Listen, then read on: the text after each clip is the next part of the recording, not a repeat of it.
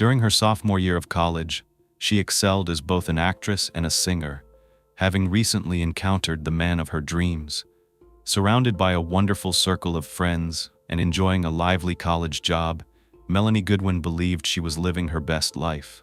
However, they say that nothing positive occurs after midnight, and for Melanie, she came face to face with a monster that validated that saying. Melanie Therese Goodwin was born in Arlington, Texas, just a little after midnight on August 4, 1988, to Mother Peggy and Father Glenn Goodwin. Melanie was the Goodwins' third child. They had an older daughter, Candace, and a son, Glenn David, named after his father. Peggy said that God gave them a beautiful gift with the birth of Melanie. She said they were blessed by her presence, and she made their family complete. The Goodwins were a Christian family and raised their children with values they held near and dear to their hearts. One person said Melanie was like a shooting star, that even though just for a moment she could light up the darkest of the night sky. What I gathered about Melanie and her family is that they were very devoted Christians. They loved the Lord and dedicated all they did in His honor. The Goodwin family was very close. Candace and Glenn David adored their little sister. She was the baby of the family, Daddy's little girl, and she was often referred to as her mommy's tiny girl. She was always petite, so small in fact that her wrists were tiny enough for her brother to hold both in one hand when he tickled her. As Christians, the Goodwins believed that God gave them their talents, and they attributed Melanie's singing ability to nature more than nurture. Melanie had a great singing voice, and as a child, she would constantly entertain her family and friends. She was naturally social and had a knack for making people laugh. She was also wise beyond her years, according to her mother. This natural characteristic made it easy for her to step into the shoes of other people, especially when it came to acting. Melanie was a natural-born actress. At the age of only 2, she would make faces in front of the mirror, entertaining herself for hours. Her mother knew this was a talent they should cultivate, especially for the glory of God, who they believed bestowed this gift upon Melanie. That being said, they signed her up for voice lessons and theater classes when she was around the 3rd grade.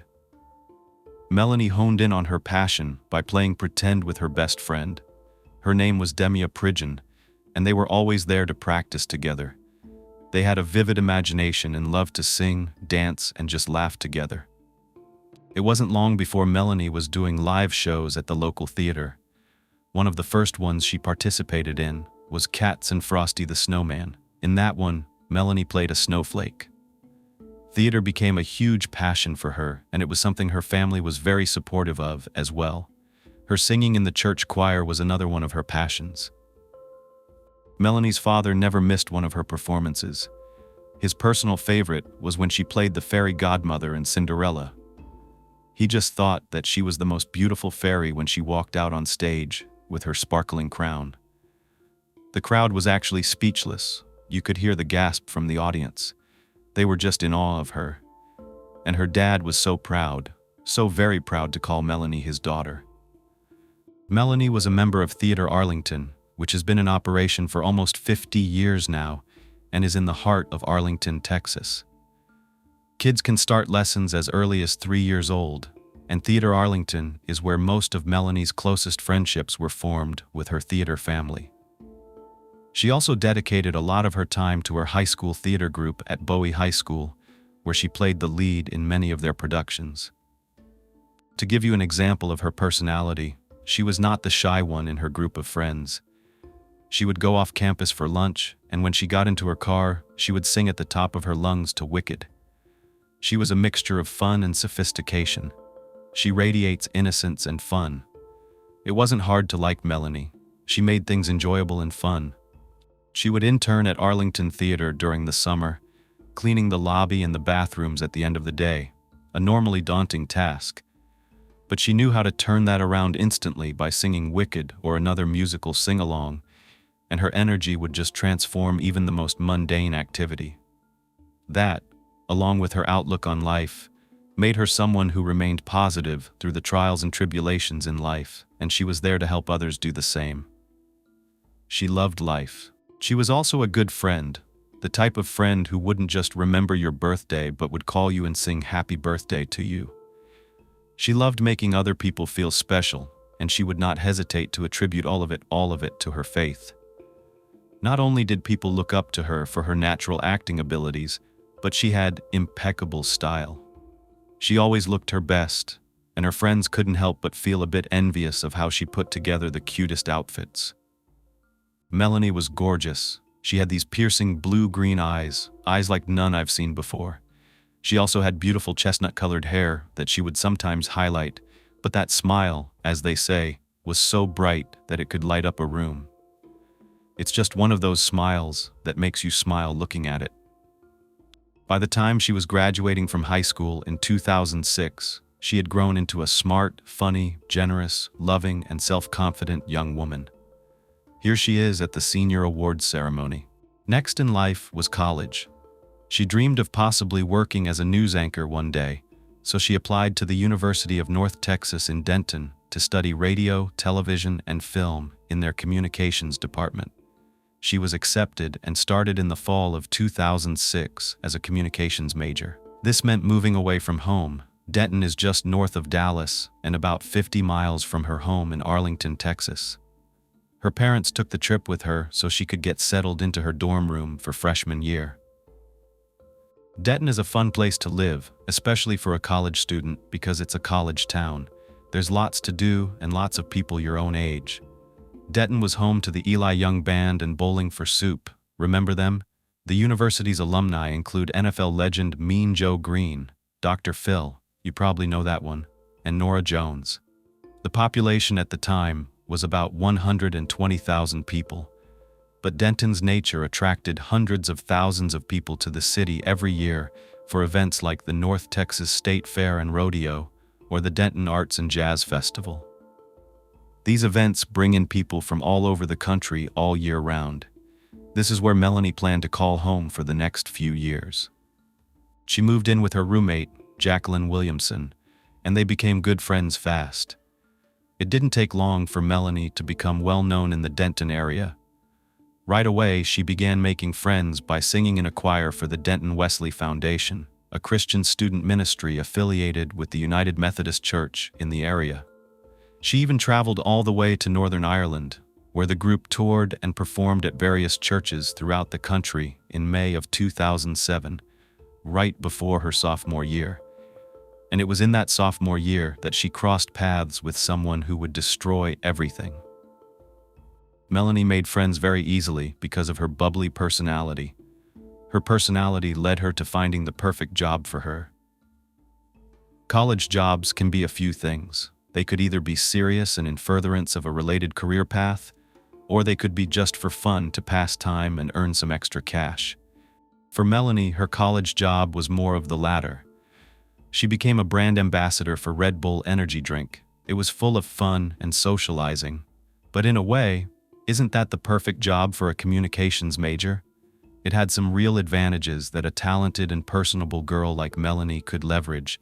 It put her in all sorts of different social circles. Red Bull promotes itself on many different forms of media, and there's no telling where a Red Bull ambassador will find themselves, handing out samples and lifting the spirits of Red Bull fans. This job allowed Melanie to interact with all kinds of people and to learn how to communicate in many different circumstances, even improvising the talking points that our supervisors would set out for her. It's very similar to practicing her lines for acting. It really was the perfect job for her, even if it seemed as though it was just a fun job. Melanie was smart. She knew what she was doing, and as a sophomore at only 19 years old, studying communications at one of the top communications programs in the state and already employed by a major brand, she was set up for success in many ways that put her ahead of girls her age.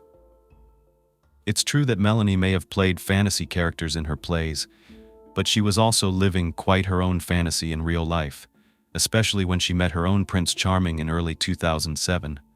Her boyfriend, Jose Alejandro Valencia, known affectionately as Ali. He was a popular fraternity boy at UNT. He had the looks and the personality, and he had Melanie's heart. They would call each other best friends who couldn't get enough of each other, and they fell in love. They were inseparable. It was forever for these two. They were in it for life, forever. They just didn't know how short forever would be for them. 8 months into their relationship, in the fall of 2007, on September 24th, Ali gave Melanie a ride to the university parking lot around 4:45 p.m. Pick up her car. She was going to a dinner with her coworkers that night before they headed out to a big event they were working for Red Bull. When I say big event, it was huge for gamers across the world. Halo 3 was set to be released that night at midnight, September 25th, 2007. If you don't play video games, this may mean nothing to you, and I totally get it. But Halo 3 is a first-person shooter video game, and it was made for the Xbox 360 console. This was the third installment in the Halo series, and this game in particular concluded the story arc that began back in 2001 with the original Halo game and was continued in Halo 2 in 2004. So it was a big deal for those who wanted to know what happened in the third game. Halo 3 grossed $170 million on its very first day of release, and $300 million its first week. To date, Halo 3 has sold in excess of 14.5 million copies. These releases are a big deal. There was a release party at GameStop, which is a video game store, that began that night on the 24th, and Red Bull was the sponsor. People wait in line for hours, so it makes sense for an energy drink company to be promoting its product. You need to stay up all night, and this is a perfect retailer with a perfect target audience. College students were just coming back to school for the fall semester, and students were looking forward to this release. Students who spend a lot of their nights up late playing video games and drinking energy drinks. It was being talked about on the UNT campus, and gamers were excited about the game, but also about the release party itself, because you usually win things while you wait in line. There could be a store credit, like a gift card, up for grabs if you play a Halo 2 tournament. You could get a free copy of the game, or you could win a trivia challenge and maybe get a free accessory. Melanie's job was to put Red Bull in the hands of everyone at that release party. The Red Bull models were local celebrities. They were on my college campus too. They would drive around in the Red Bull truck, and they would just hand out these drinks like they were Mardi Gras beads. It was exciting, especially for the men, because let's face it, the women chosen to promote for a company like this as a brand ambassador were the best of the best. They were bubbly and outgoing, in shape, and they wore outfits to show all of that off. The Red Bull colors are blue and white, so that night the girls were told to wear a tight white tank top underneath a navy blue button-down shirt that Red Bull provided. The girls wore it with most of the buttons opened at the chest area, and they paired it with jean skirts. I was able to find a few pictures, they're not that great, of this night, and this is Melanie with one of the other Red Bull ambassadors. The release itself didn't happen until midnight, so this event went on until after 1 a.m. After the event was over, the plan was for Melanie to go back to her boyfriend's, to his on-campus apartment. It's obvious that she made it to the event since we just looked at pictures of her handing out drinks and smiling and having a great time. But what happened after this remained a mystery. By the time the sun came up on the morning of September 25th, 2007, a 911 call came in from a man who worked at a company called TransTech. It's in Carrollton, Texas, which is about 30 minutes south of Denton. He was standing in the parking lot, telling the dispatcher that there was a deceased female body in the grassy area behind the building. Even the dispatcher, who takes calls all day long, had to ask the caller to clarify what he was saying.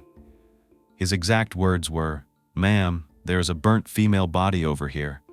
The dispatcher told him not to touch anything, and he replied, "Oh, I'm not going to touch anything." She insisted that everyone stay away from that area and let the police handle it. Authorities were sent out immediately, including homicide detective Greg Frade from the Carrollton Police Department, who took the lead on this case. Now, this area is clearly not the same as it was back in 2007. I pulled up this location on Google Maps. It used to have a lot of bushes and trees between TransTech and the new organization that was built right next to it. Before, this area was a lot more desolate. If you don't know by now, I'm an overly detailed, obsessed person, and I was able to pinpoint exactly where the body was found. Of course, there was an address that I had located in a report, 3220 Keller Springs Road, but I wanted to know more. I used pictures, which you will see in just a moment, and other evidence to determine where the body actually was. To my surprise, it was found right when you enter this parking lot. I assumed it would be much further back, like toward the back corner. I will show you later how I know that this is where the body was found. When you enter this parking lot in 2022, there are no trees here anymore. However, back in 2007, there were. While investigating this on Google Maps, I was shocked when I tried to click in this area. It took me right back to an image captured in 2018, and all the bushes and the trees reappeared. This is what it looked like when the body was found, except there was also a large embankment that sloped down to a deep ditch area. At the very least, I'm able to show you a similar view of what the tree line looked like back then. You can see here how dense these trees are, and this is the exact area where the body was found. But of course, in a downward slope that we can no longer see because it had been filled in. However, it was right on this line between where the cement is in the parking lot. So you pull your car up and look down into this grassy area, and you could see what that man who called the dispatcher was seeing. This tree right here marks the exact spot next to where the body was. This was a very shocking discovery. It would be anyway, but for something to be so visible is very shocking. It's not something you imagine seeing when you're pulling into work on a Tuesday morning. This is what Detective Freyd saw when he arrived on the scene at 11 a.m. Unfortunately, there wasn't much for detectives to go off of. It was clear that they were looking at a deceased female, but she was burned beyond recognition. They assumed it was a female because she had long hair and French nails. They could also see some clothing, some artifacts, like a belt, which you can actually see in this photo that I'm showing you on the screen. But sadly, as far as the body was concerned as a whole, it was there, but what was left was not recognizable. They could not identify who the body belonged to. The person who left this body here most likely assumed they wouldn't be seen leaving it behind, because the fact that it was in this wooded area off this road, in a location where businesses were not open at the time. However, this is a tech company, and not only did they have a surveillance system, but it was a pretty advanced system. They had cameras all over this parking lot. When they looked up at the building, they could see a camera that was facing this area. So investigators knew what their next step was. They had to get that footage, but while they were in the process of subpoenas and the appropriate paperwork to get access to that surveillance footage, Detective Freyd was analyzing this crime scene. He thought he might be dealing with a serial killer, and that was because of the way the body was positioned. Her legs were facing the parking lot and bent at the knees. To him, it was quite suggestive, and he thought that the killer might be sending a message.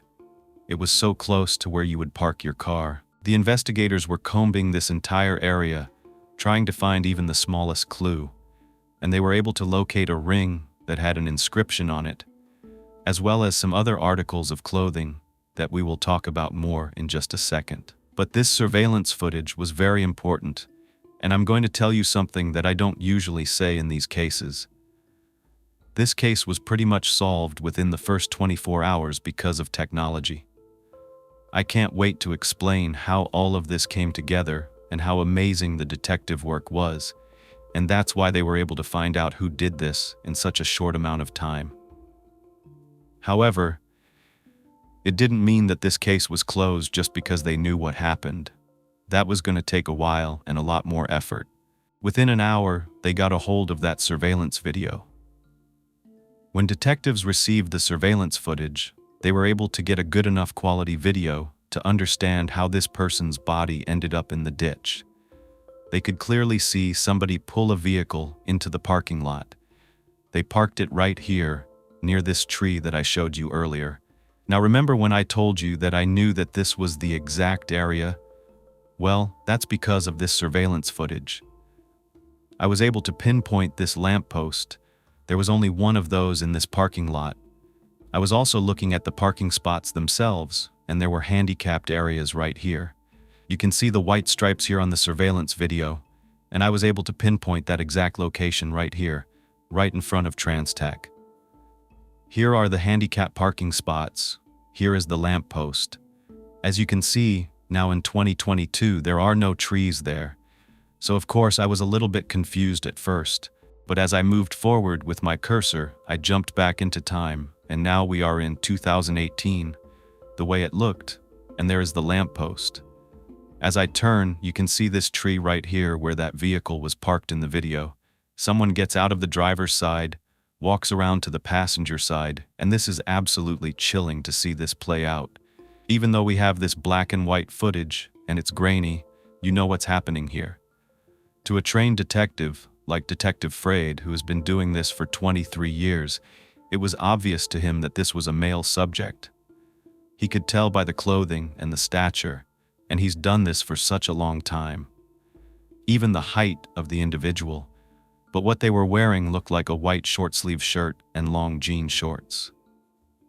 He opened the passenger side, removed the individual's body from the area of the vehicle, and you actually see him dragging this body across the pavement and into that grassy area that I showed you earlier. She's then dropped into that ditch, and then he makes his way back to the car to retrieve something, and then back to that area where the body was.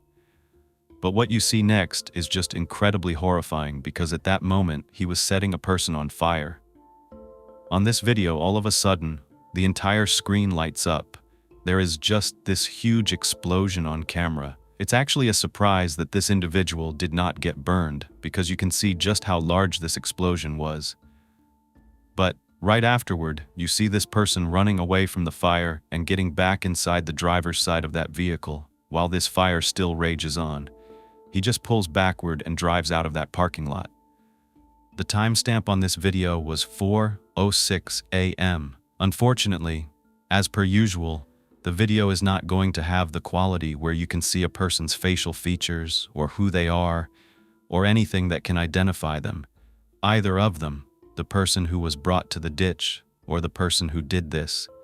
But as I said, the detective could tell that he was wearing a short-sleeve white shirt and jean shorts that were about past his knees. But there was something that investigators did have that they could go on, and that was the vehicle.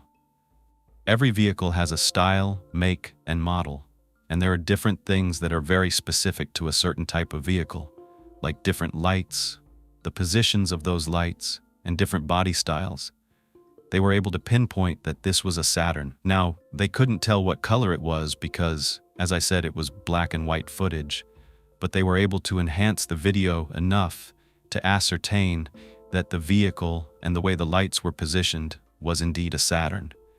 They were confident about that, but they didn't have much else. They didn't have a license plate number or anything like that to go on. However, because of technology, they had the ability to search whether a Saturn anywhere in the area was reported by officers as being involved in a crime or other situations. If there was a Saturn in the database from the night before, to their surprise, there was a report that involved a Saturn. It was a report from 5 a.m. that same morning. An officer named Otis Koo was on patrol in the Carrollton area. He was called out to an area with a report of a lot of thefts that had been going on. He made his way into an apartment complex, and as he was patrolling, just using his expertise and experience, he saw something that kind of caught him off guard. It was at the back of the apartment complex, in a spot where compact cars don't usually park. It was in between these little storage units. He saw a red Saturn. It was just abandoned, but it didn't look right. Because he was investigating these thefts, he was just doing his due diligence. He went up to the car and checked it out. He gave it a once-over. This area is usually used by oversized vehicles, so that itself was a little peculiar to see this vehicle there. Then he noticed it did have a Texas plate, so that's not out of the ordinary.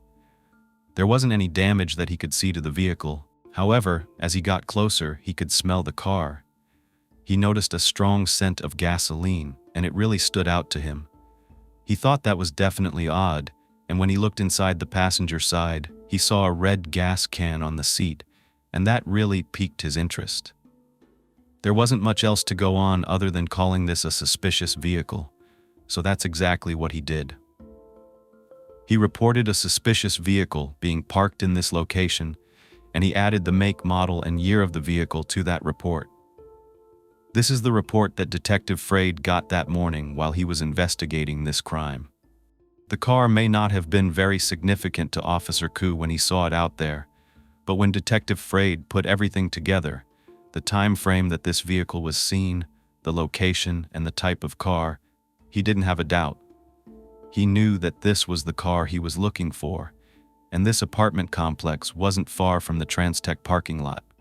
So he sent officers over there, but by the time they got there, that red vehicle was gone. However, where it was parked, they found a burned sock and a gas cap to a vehicle. This is the cap that's usually over the gas tank, the one that we undo to put gas in the car. They immediately ran the license plate because they needed to know who this car belonged to, and they found out that the owner was back in Arlington, Texas. At this point, they were thinking this was their prime suspect. They were going to find the driver of the vehicle because it was linked to a male's name. They were expecting that man to answer the door when they arrived at the address, but instead, when they knocked, a woman came to the door. When the detective asked her if she knew the person who owned the red Saturn, she said, "Yes, my husband owns the vehicle, but my daughter drives it." Well, this was Melanie Goodwin's mother, Peggy. She was the one that answered the door. The car belonged to Glenn Goodwin, Melanie's father, but it was Melanie's car. Her mother and father had purchased the car for her and were paying her insurance, as many parents do. When Detective Freyd heard her say that the car belonged to her daughter and that her daughter was in college at UNT, red flags went up. He had done this long enough that in his heart and in his gut, which isn't accurate all the time, he just knew. He knew that he was looking at the victim's mother. It just made sense to him. Here he was, expecting to find his first suspect, and now he was confronted with the fact that this is this poor girl's mother. He didn't even have a name of the victim in his mind at this point, so he was certainly not ready to give a death notification. He didn't have all the facts, but he was in this situation, so he just kept asking Peggy all of the routine questions. Meanwhile, Peggy was saying things like, "Is she missing? Did you find her car?"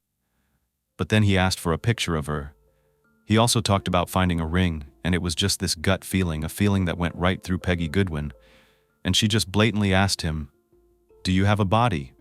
The officer did not lie to her. He said, "We do, and we need a photograph to be able to identify and piece together what was left behind." He admitted to her that they had found the charred body of a female. He could not confirm that it was her daughter, but it was a female.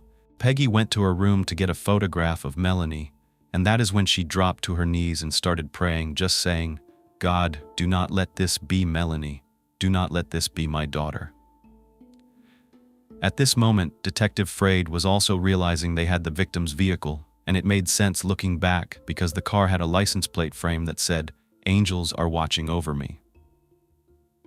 It also had this Christian symbol on the right-hand side of the trunk, a little fish with a cross in it, and a sticker on the window from Theater Arlington.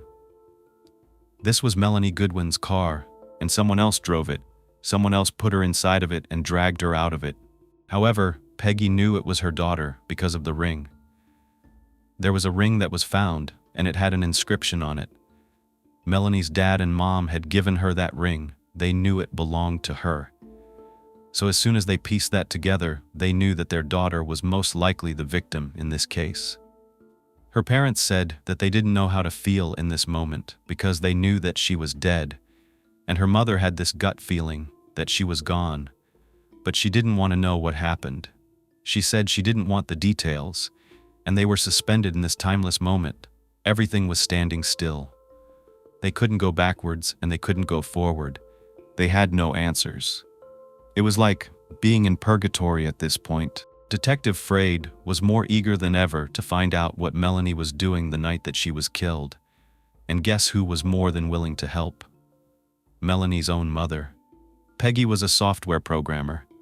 She was very good with technology, and she offered to grab as much information as she could from the internet by getting Melanie's phone records as well as her bank statements right away to aid detectives in their investigation. She also informed Detective Frade that Melanie had been dating someone for the last few months, and his name was Ali Valencia. She provided all this information to authorities. They now had to track him down and ask him when he saw Melanie last. They wanted to know if he had anything to do with this horrific crime.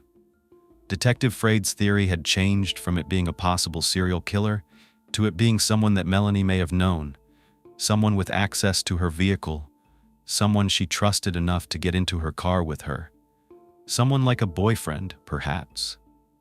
They located Ali at his apartment and asked him when the last time he saw Melanie Goodwin was.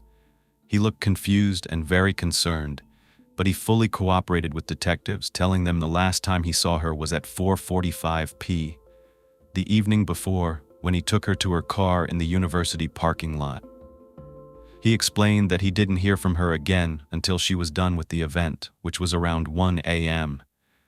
He said that Melanie called to check in with him and to let him know that she was on her way back to his place. Detectives wanted to understand the timeline here because they were a little bit confused. They wondered if Melanie ever made it back to Ali's, so they asked him, "Did she come home that night?"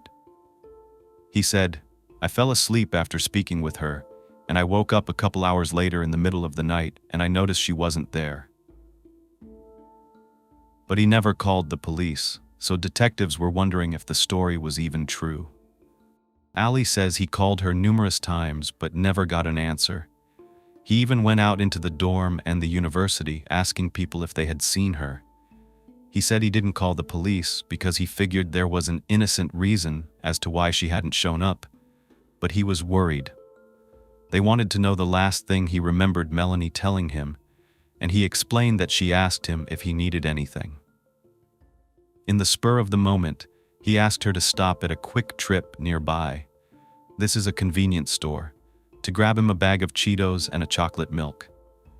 Melanie, being Melanie, was more than happy to make the stop and pick up some snacks for her boyfriend, so she obliged. Then, he says she called him again when she was leaving the store to let him know she was checking out and that she would be over soon. While this store is very close to the university, I'm going to show you where he apparently lived on campus. From what I gathered, I don't blame detectives for thinking this was a little bit fishy, because he falls asleep between the time she says she's leaving the store and when she actually leaves. It only takes a few minutes, but it wasn't a few minutes, it was a lot longer. This decision to ask her to get him some snacks was something that Ali would feel guilty about for the rest of his life. A brief stop at the Quick Trip would be the last thing Melanie Goodwin ever did. So as usual, I went ahead and mapped these locations. Here's the GameStop, here is the Quick Trip, and here's the university.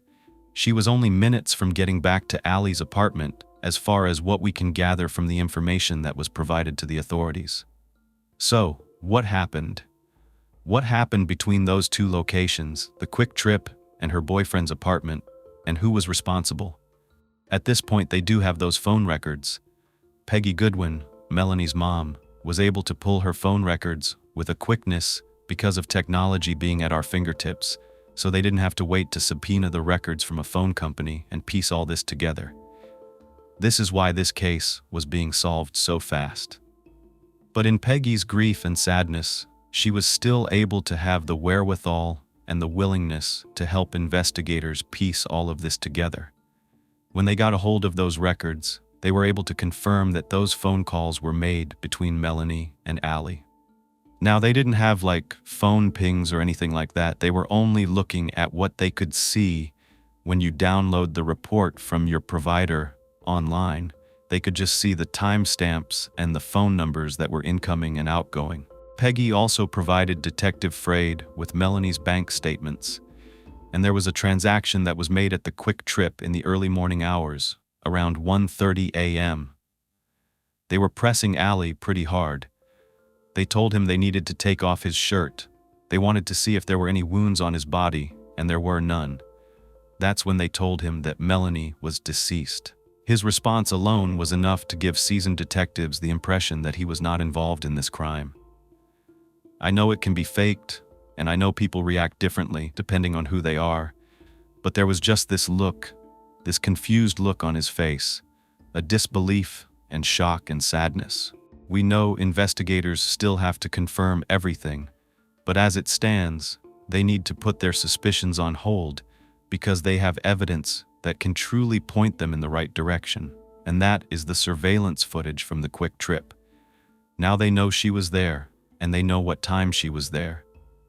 They immediately go to that location and ask for their surveillance. Now the interesting thing about this particular location was that it was brand new, and it had high-tech video surveillance systems.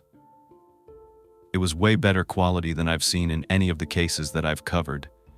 It had at least 4 cameras that showed the inside of the entire store. And sure enough, as they're looking over that footage, they can see Melanie as clear as can be. They were 100% sure that this was her on camera. This innocent stop at a convenience store was the last place Melanie would ever be seen alive by anyone, and detectives had to know what transpired in that store. Who did she cross paths with? This was a place that university students frequented. It was a well-lit area. They see Melanie making her way into the convenience store. She goes over to several different areas, grabbing things that she needs, making her way to the refrigerator where she got that chocolate milk. It is clear to see what she's wearing: a jean skirt, a navy blue shirt with a white garment underneath, a white headband, earrings, and her hair is pulled back into a ponytail. In this version of the surveillance footage, it looks to me like she's wearing wedges of some kind for shoes. They look like they're white in color. She also has a purse on her right arm. This convenience store is pretty much empty when they're looking at this footage. However, somebody comes through that door, and immediately what he's wearing catches Detective Freyd's eyes. A striped white short-sleeve shirt, long jean shorts, and white shoes. This immediately piques his interest because this matches what we saw in that grainy black and white surveillance video from the Transtech parking lot where that explosion happened.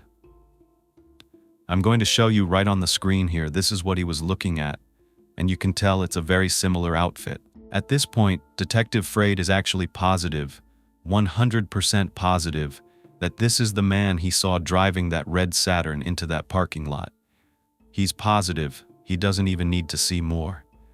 But of course we know they have to have all the evidence possible to connect this person to the crime. That's imperative, no matter what his gut feeling is telling him or his experience or even his eyes. Now what's interesting is that they want to find out when this man first came into the store, because it looked like, as they were scrubbing through the footage before they came to Melanie, they had seen him before. So they rewind the footage, and sure enough, he had actually been in that store for over an hour and a half before Melanie even arrived. So, what is going on here?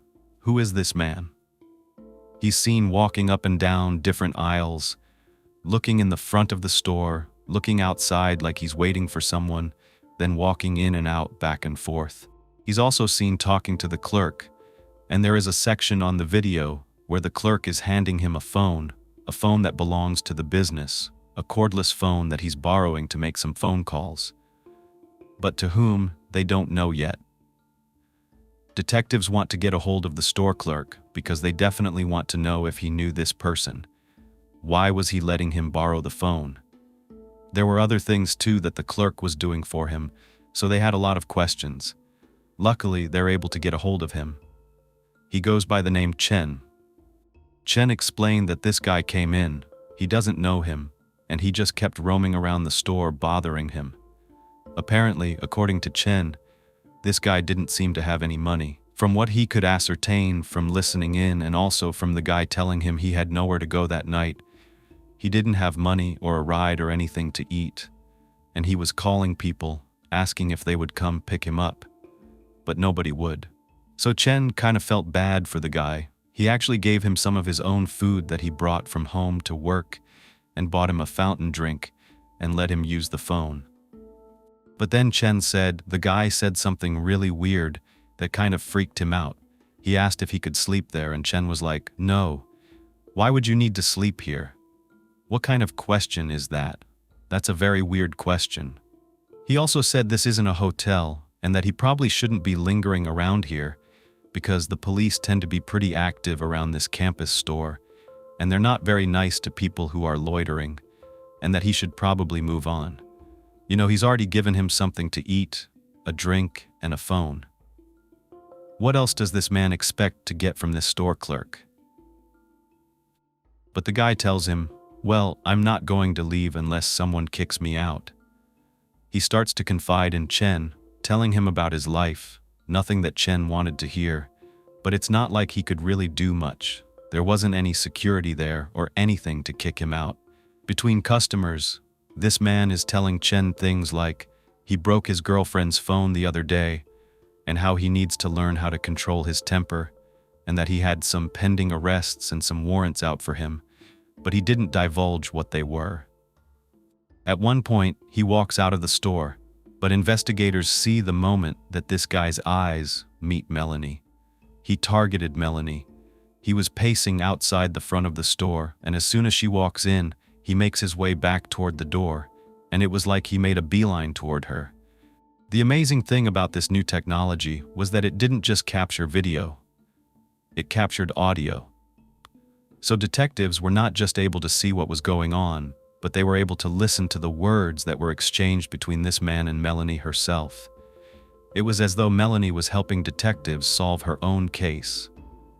Well, the clerk provided them with just a little bit of a lead as to what was being said, because he said he heard this man asking Melanie for a ride, and he could also hear her saying no.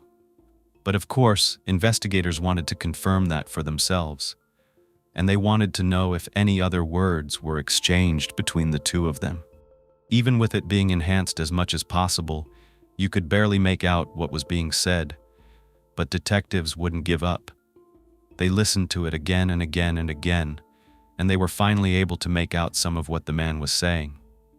He was trying to convince Melanie to give him a ride somewhere. He even said something like, "You know what? Just drop me off over here and I'll walk the rest of the way." Melanie can be heard saying no repeatedly, but he kept giving her a sob story. He told her things like, "My truck broke down. I would walk, but these shoes aren't good for walking," things like that. He even said, "Listen, it's just up to McKinney Street, which is a quarter of a mile away." But still, Melanie did the right thing to keep herself as safe as possible, and she said no. Then she does something that most of us do, or at least some of us, I know I do, when she turns her back away from this man. She gets on the phone and lets her boyfriend know that she was on her way. I can't know for sure whether she was hoping that this strange guy would hear her, but I know I purposely jump on the phone when I feel intimidated or scared. They even have this Citizen app now, where someone can stay on the phone with you until you're home safely. Whatever the reason may have been, phone records and the footage confirm that Melanie called Allie while she was paying for the snacks, and the stranger walked out of the door. Allie said that phone call consisted of Melanie telling him she would be home soon, and to please leave the door unlocked so that she could come right inside. But we know that never happened. So what happened after this call? The quick trip camera catches her walking out the door, but it also catches something else, the strange man. If you look to the right in the corner of the screen, just as Melanie's walking out, she's basically intercepted by the same man who was begging her for a ride inside. That is when their paths crossed. Unfortunately, there wasn't any footage available at the time about what happened after this very moment. The next time we see who detectives think is the same man is in the Transtech parking lot at 4:06 a.m. There was a gap. There were 90 minutes that were unaccounted for between this moment and the time that they know Melanie's body was set on fire. Detective Frade needs to get the phone records from the quick trip. He wants to know who the stranger called. Maybe that could lead him to who the stranger was. By the next day, the autopsy was being performed. I was able to get a hold of the documents from the autopsy, and I wanted to read them to you verbatim as they were typed. This report is from the Southwestern Institute of Forensic Science in Dallas, Texas. She was found on September 25, 2007 at 11:18 a.m. She was examined on September 26 at 9 a.m. She was pronounced dead at 3220 Keller Springs Road, Carrollton, Texas. This is what the report says. When first viewed, the decedent is burned over a large portion of her body and is clad in a burned blue jean skirt, a burned thin striped shirt with the word Red Bull, a burned white-brown belt with metallic braids, and panties which were adhered to the inner aspect of the skirt. The hands and feet are bagged. Jewelry consisted of a white metallic ring with the words Con Carino and a heart design. This ring was on the right middle finger. On the right wrist is a black elastic or nylon bracelet, and the hair is clasped into an elastic cord. Now going back to the photos for a minute, I have some from that night, and you can see what she was wearing, even down to the black elastic on her right wrist. There is more to this report, but I want to wait a minute to tell you all of the details of what occurred because, at this point, Detective Freight is getting in contact with the person whose number was dialed from the Quick Trip phone. It's a woman, her name is Andrea, and she explained she was the ex-girlfriend of the man who made the call. She finally says his name, Ernesto Reyes. The woman explains that Ernesto has had his fair share of bad luck the last few years, and bad luck translates to trouble with the law. But she stood by his side through all of that. However, recently, she had enough, and they broke up. Then he was kicked out of his mother's house because he beat up his brother with a baseball bat. She let him stay back at her place until the night before he was seen on that camera at that store. She told him he had to leave because he took her car without asking, and he broke her cell phone. So when he made the call from the Quick Trip, he was desperately trying to find a ride and a place to stay, but she did not want him around, so she refused to help him. Now that they have a name, investigators run Ernesto Reyes through their system, and they get a hit right away. He's a 20-year-old with theft and drug charges on his record. At this point in his life, Ernesto is out of work, he doesn't have a car, he doesn't have money, and he doesn't have any friends or family members that are willing to help him. Detectives look at where all of these things occurred and where he was from. He was from Denton, Texas. So they want to know what he was doing in Carrollton. His ex-girlfriend explained he was actually there because one of his friends had recently moved out that way. His friend's name was Donovan Young. It hadn't even been a full 24 hours. Like I told you, investigators already had the name of the victim and the person that they know committed this crime, or they think they know. Now they had to track down Ernesto, but they get some bad news from his ex. She said that he left for Mexico. That's where his grandma was living. The border is only around 7 hours away driving. I don't know if he drove or flew. I don't know if someone helped him or not. But detectives do confirm that he has entered Mexico. This is very disheartening. They really don't want this dangerous guy to get away, but they still have one other lead, Donovan Young. So they call him in for questioning. What they hear when he is interrogated is frightening. Donovan doesn't hesitate. He also has a criminal record, and he doesn't want to make it longer. Remember how that officer found the Saturn parked in this apartment complex? Well, it turns out that was Donovan's place. But he tells investigators he had nothing to do with Melanie's murder. Donovan Young tells investigators that Ernesto shows up at his apartment at 3 a.m., knocking on the door, telling him something bad happened. He did something, and he needs help. Donovan says, being curious, he follows Ernesto out to a red Saturn that was parked outside. He looks inside and sees a female in the back seat. She had a jean skirt on, and her panties were pulled down. Donovan said her eyes were open, but Ernesto tells him she's dead and that he killed her. What would you do? Because he asks Donovan for help, he needs to get rid of her. Donovan tells investigators he told Ernesto he wanted nothing to do with this, but Ernesto was begging his friend for anything. He had nothing, and he was frantically trying to figure out what he was going to do. Donovan said Ernesto told him he needed gas money and a gas can.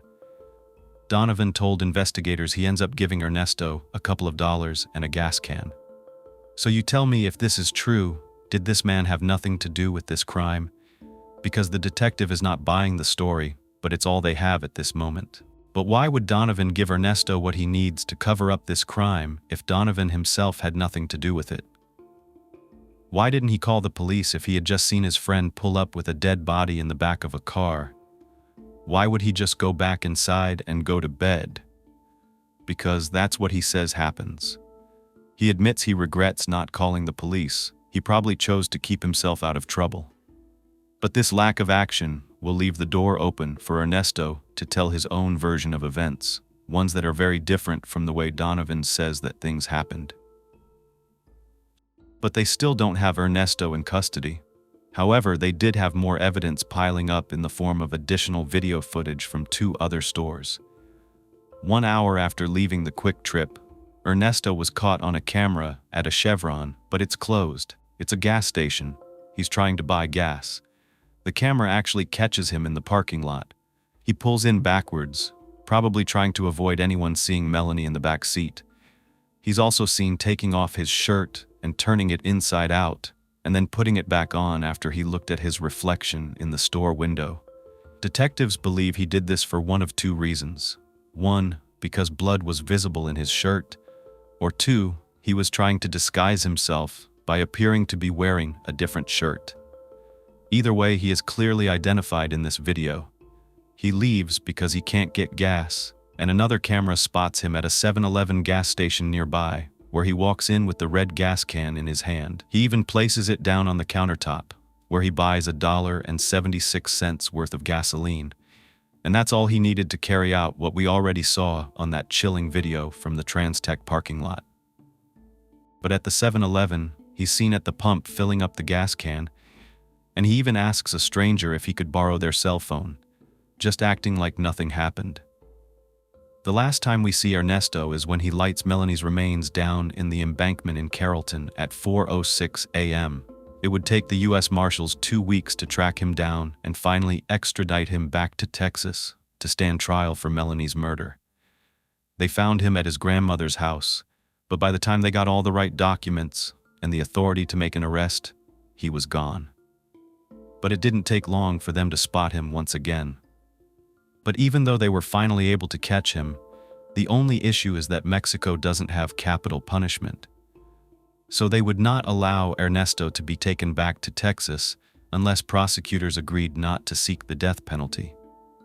That was a tough decision because they fully intended to go that route, but they decided they would rather have him in prison for the rest of his life than to let him escape their grasp. The trial was 1.5 years after Melanie's murder. From piecing all the evidence together, the prosecutor and the investigative team believed that Melanie put up a fight for her life. As small as she was, she fought as hard as she could, and there's evidence that shows the most likely scenario is that she fought so hard that she was actually able to get away from Ernesto at one point and run. The reason being, her shoes were not found on her feet, they were not found in the car, they were gone. She ran so hard her shoes came off of her feet, but unfortunately, Ernesto was able to catch up.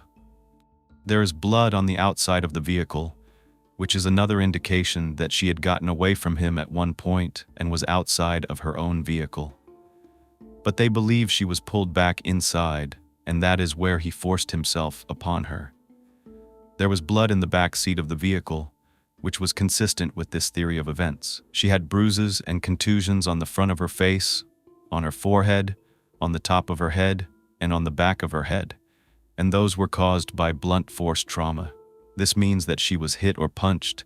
Some type of force was used against her in those areas as she was trying to get away.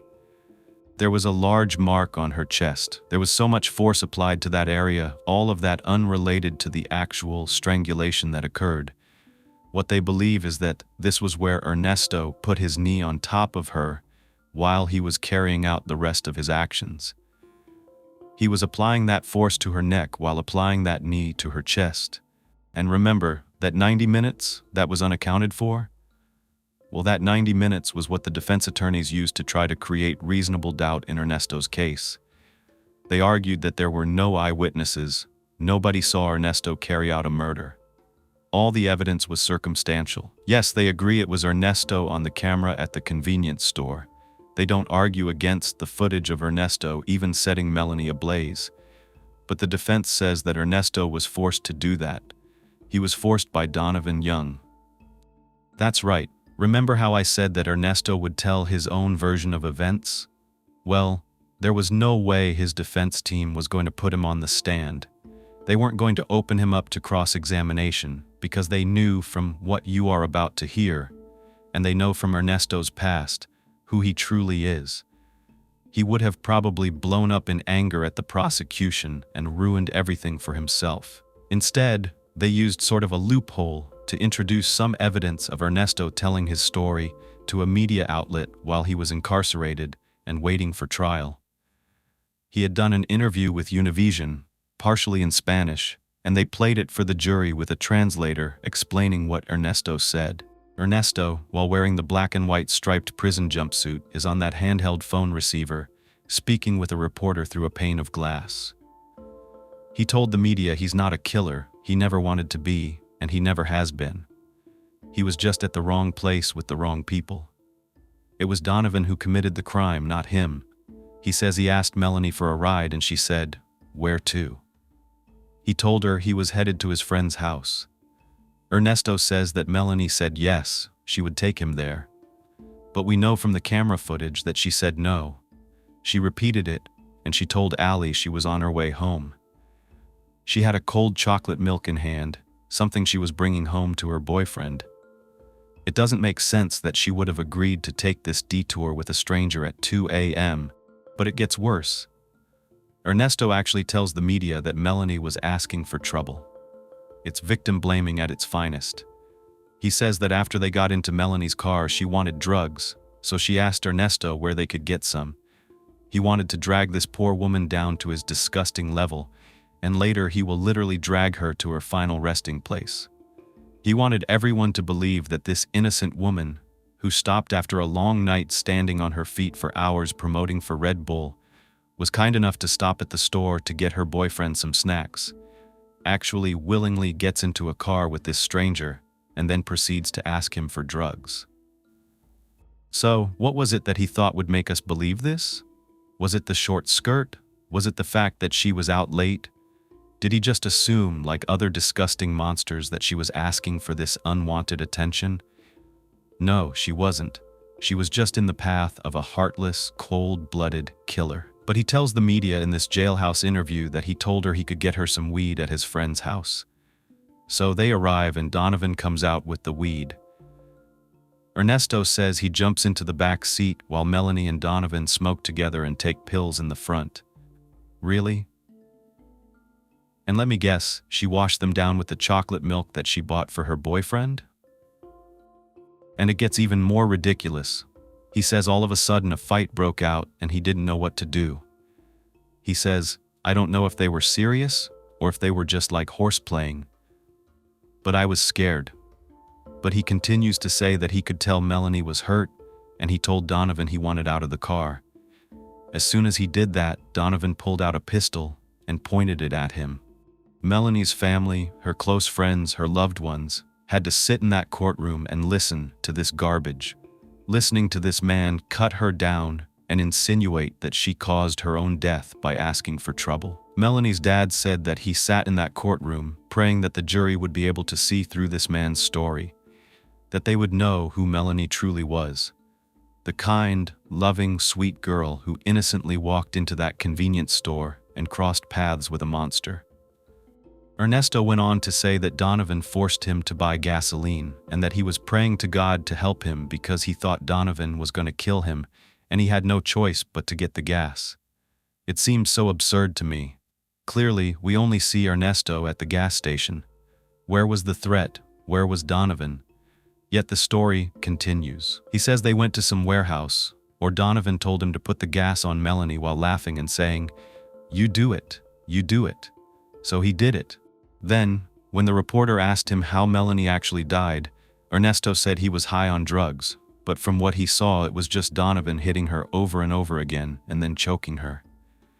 Donovan was indicted for tampering with evidence, and he took a deal in exchange for his testimony against Ernesto at trial. He bravely took the stand, although I do not see him as innocent in this crime. He does tell the jury what he told investigators, that the only thing he did was give Ernesto money for gas in a gas can, but did not murder Melanie. The prosecution had some damning evidence of their own from Melanie's car. A car that they showed from pictures was clearly burned in an attempt to get rid of any evidence inside. Where Ernesto failed, Donovan told the jury that Ernesto tried twice to blow up Melanie's car. 2 times, he tried putting a sock in the opening to the gas tank and set it on fire, thinking it would blow up the whole thing. But he was wrong. The windows were rolled up, and therefore the lack of oxygen made the fire go out. Remember how they found the sock and the gas cap in the apartment parking lot where Melanie's car was parked before it was moved? Well, the car was found not far from the Quick Trip. The inside was burned, the seats were burned, the door panels were burned, and there was accelerant inside and pieces of burnt paper as well. There was also a burn mark on the gas tank, right where the sock would have been. Ernesto took his sock and the gas cap because he thought it would have his fingerprints or his DNA on it. Donovan explained that Ernesto got a ride back from him from the scene where the car was burned. I asked you, and I wish I could ask Donovan because I didn't see this anywhere. Where were you? Why were you able to pick up your friend who doesn't have a phone? Were you really in bed like you say you were after you merely gave him a couple bucks? Because something doesn't add up at all. How would Donovan know that his buddy needed a ride after 4 a.m. when he tried to burn the car? Tell me, unless he's psychic, was he there when that car was being burned? Why did the prosecutors introduce a digital camera into evidence? It was a camera that they found unharmed in Melanie's car, and on the memory card were a ton of pictures that she took, pictures of her life before this monster took it from her. She was smiling and laughing with her friends and hugging her dad on their last family vacation. These were pictures that proved what a vibrant and beautiful person Melanie truly was. The pictures spoke for themselves. They showed the jury how contradictory the picture Ernesto painted of Melanie truly was. But there was something else on that memory card. 2 pictures that Melanie didn't take. 2 pictures of Ernesto himself, taken after he burned Melanie's body. His face was just coldly looking right into that camera lens while he was standing outside of Donovan's apartment complex. Ernesto is the one in all of these photos and footage. Where is Donovan? While Ernesto himself tried to answer that question to the media in that interview, he actually had the audacity to say, I don't know. I don't know why Donovan was never caught on camera. I don't know why I'm the only one that was ever seen on camera. Because Donovan, he was in the back seat the whole time. He was the one giving me orders. While prosecutors went one step further, they had DNA evidence that linked Ernesto to Melanie. It survived the fire. It was a vaginal swab that they conducted during her autopsy. His semen was found inside her body. But of course, the defense team has an argument, a reasonable explanation about why that DNA was there, and it's not one that anyone close to Melanie wanted to hear. I cringe thinking about her parents having to listen to this, but they once again blame this poor girl. The defense questioned the medical examiner and asked if there were any signs of force in the pubic area, and there were not. There was also no DNA, no skin under her fingernails. Therefore, just because there were no outward signs left behind of a struggle, the defense set forth the claim that Melanie consented to sex with Ernesto. They're once again painting this poor girl in such a bad light. Well, to counter this argument, the prosecution calls Melanie's own mother to the stand. Peggy Goodwin, prosecutor Andrea Hanley, asked Peggy whether the daughter that she raised for the last 19 years would have done the things that Ernesto said she did. Drugs, consensual sex with him. Peggy said, absolutely not. She even said that they taught her not to accept rides from strangers, not to give strangers rides. And if she had to stop somewhere in the middle of the night, always do it in a well-lit, well-populated area. And that's what it seems like she did. She also gave a reason as to why there may not have been any signs of a struggle. It was because she was so tiny.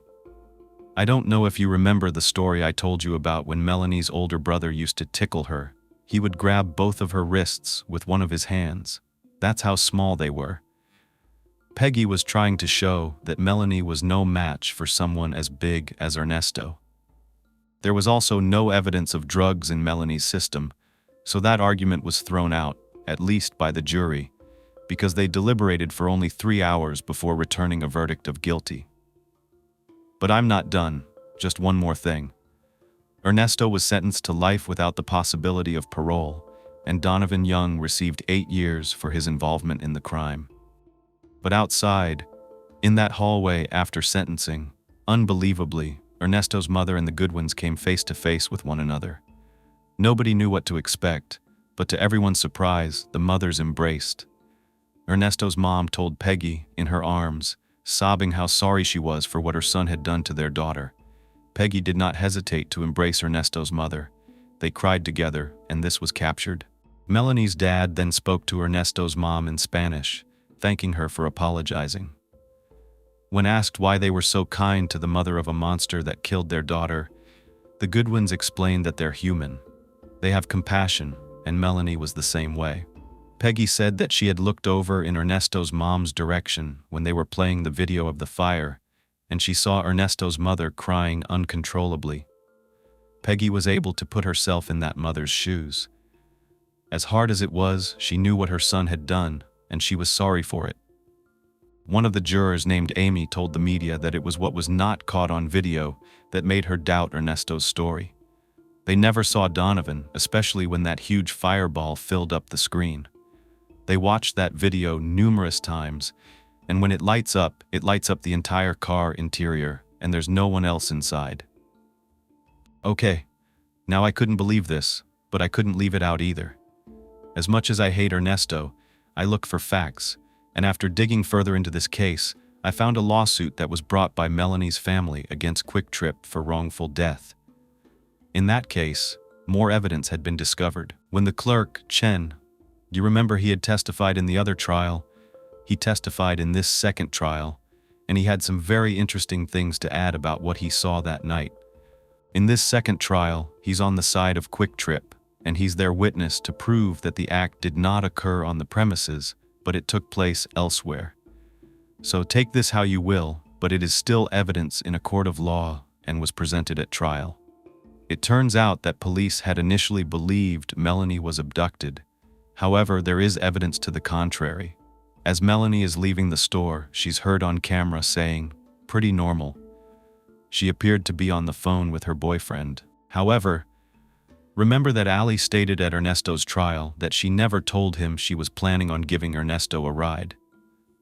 Quick Trip was offering this phrase as evidence of Melanie telling someone, at least that someone was either pretty normal or that something was pretty normal, insinuating that she might have been on the phone with her boyfriend saying, "I might give this guy a ride." Maybe someone said, "Well, what is he like?" And she could have said, "Pretty normal," but she could have been referring to anything. We don't know. But there's more. The clerk testified, and when he was questioned about the events of the night, he admitted that Melanie, although seemingly reluctant to give Ernesto a ride at first, he watched Melanie and Ernesto walk towards Melanie's car. She went to the driver's side, and Ernesto was kind of in front of the car at first. Then at one point they drove away together. To Chen, the clerk, it looked as though Melanie had decided to give Ernesto a ride after all. Plus, before the car leaves that parking lot, Melanie's phone records show a call was made from her phone to one of Ernesto's friends, presumably Donovan. That information was not provided in this second trial. They did not name said friend. But this shows that Melanie indeed might have agreed to give Ernesto a ride and let him use her phone, because the video shows Ernesto going to the passenger side of the car, and there was no struggle caught on video at that point. When the car left the parking lot, it doesn't change what happened. Ernesto killed Melanie. We don't know what happened after they left Quick Trip, but we know Melanie did not ask for what happened to her. Even if she may have had compassion and agreed to give Ernesto a ride home, I know that in my heart, and the jury has spoken. They know more evidence than I did because they were in that courtroom. In closing, I found a Facebook page honoring Melanie and her life. Her mom, Peggy, is one of the admins, although it was created by one of Melanie's friends. Actually, Peggy was pretty reluctant to interact with people on there at first, but now she's on there all the time, keeping her daughter's memory alive. Sadly, the Goodwin family experienced yet another tragedy in 2016. I believe their surviving daughter, Candace, Melanie's older sister, was in a horrific motorcycle accident. Her helmet came off, and she suffered a traumatic brain injury. Peggy said that she came home from the hospital in diapers and she was mentally a 3-year-old. But the family did everything they could, and after 4 years of treatment, they experienced what Peggy referred to as miracles, because Candace is now independent. She can drive, she got married, and she has a precious baby boy. I just want to say that I am so sorry to this family. They've been through so much, and they remain so strong. A young expectant mother is tragically killed in her own home. It's a case that captivates the public, sparking mixed opinions. On the outside, Michelle's life appeared flawless. A devoted mother, a successful career woman, married to a charismatic man with a stable job. Yet her murder revealed hidden aspects of her life. Numerous questions emerged surrounding the events leading to that fateful autumn night. Conflicting reports, suspicious behavior, and missing details that clouded the truth. After hearing the evidence, I'm eager to know what you think. Michelle Marie Fisher was born on February 17, 1977, to Linda and Alan Fisher in Long Island, New York. Long Island, if you've never heard of it before, though I'm sure you have, is a suburban hotspot known for its beaches like Jones Beach and Fire Island, and as a great summer getaway for New Yorkers. In 1980, 3 years after Michelle was born, she became an older sister when her sibling Meredith came into the world. Like most sisters, they bickered and fought but had a very strong bond. They were always there for each other, especially when it truly mattered. Michelle's mom, Linda, was a dedicated school teacher at Sayville Junior High School, while her father, Alan, managed a successful car dealership. From a young age, Michelle had a nurturing nature. She would lovingly care for her Cabbage Patch dolls, acting like they were real babies. She displayed tenderness that hinted at the compassionate person she would eventually become. Growing up, Michelle was known for her confidence and outgoing personality. She made friends very easily, and she kept them forever. Michelle attended Saville High School, where she was the co-captain of her cheerleading squad. She actually attended the school at the same time as actress Melissa Joan Hart. Cheerleading was one of Michelle's passions, and she was very good at it. During her senior year of high school, she was chosen as co-captain of her cheerleading team, leading that team to win the Long Island Cheerleading Association's championship in 1995.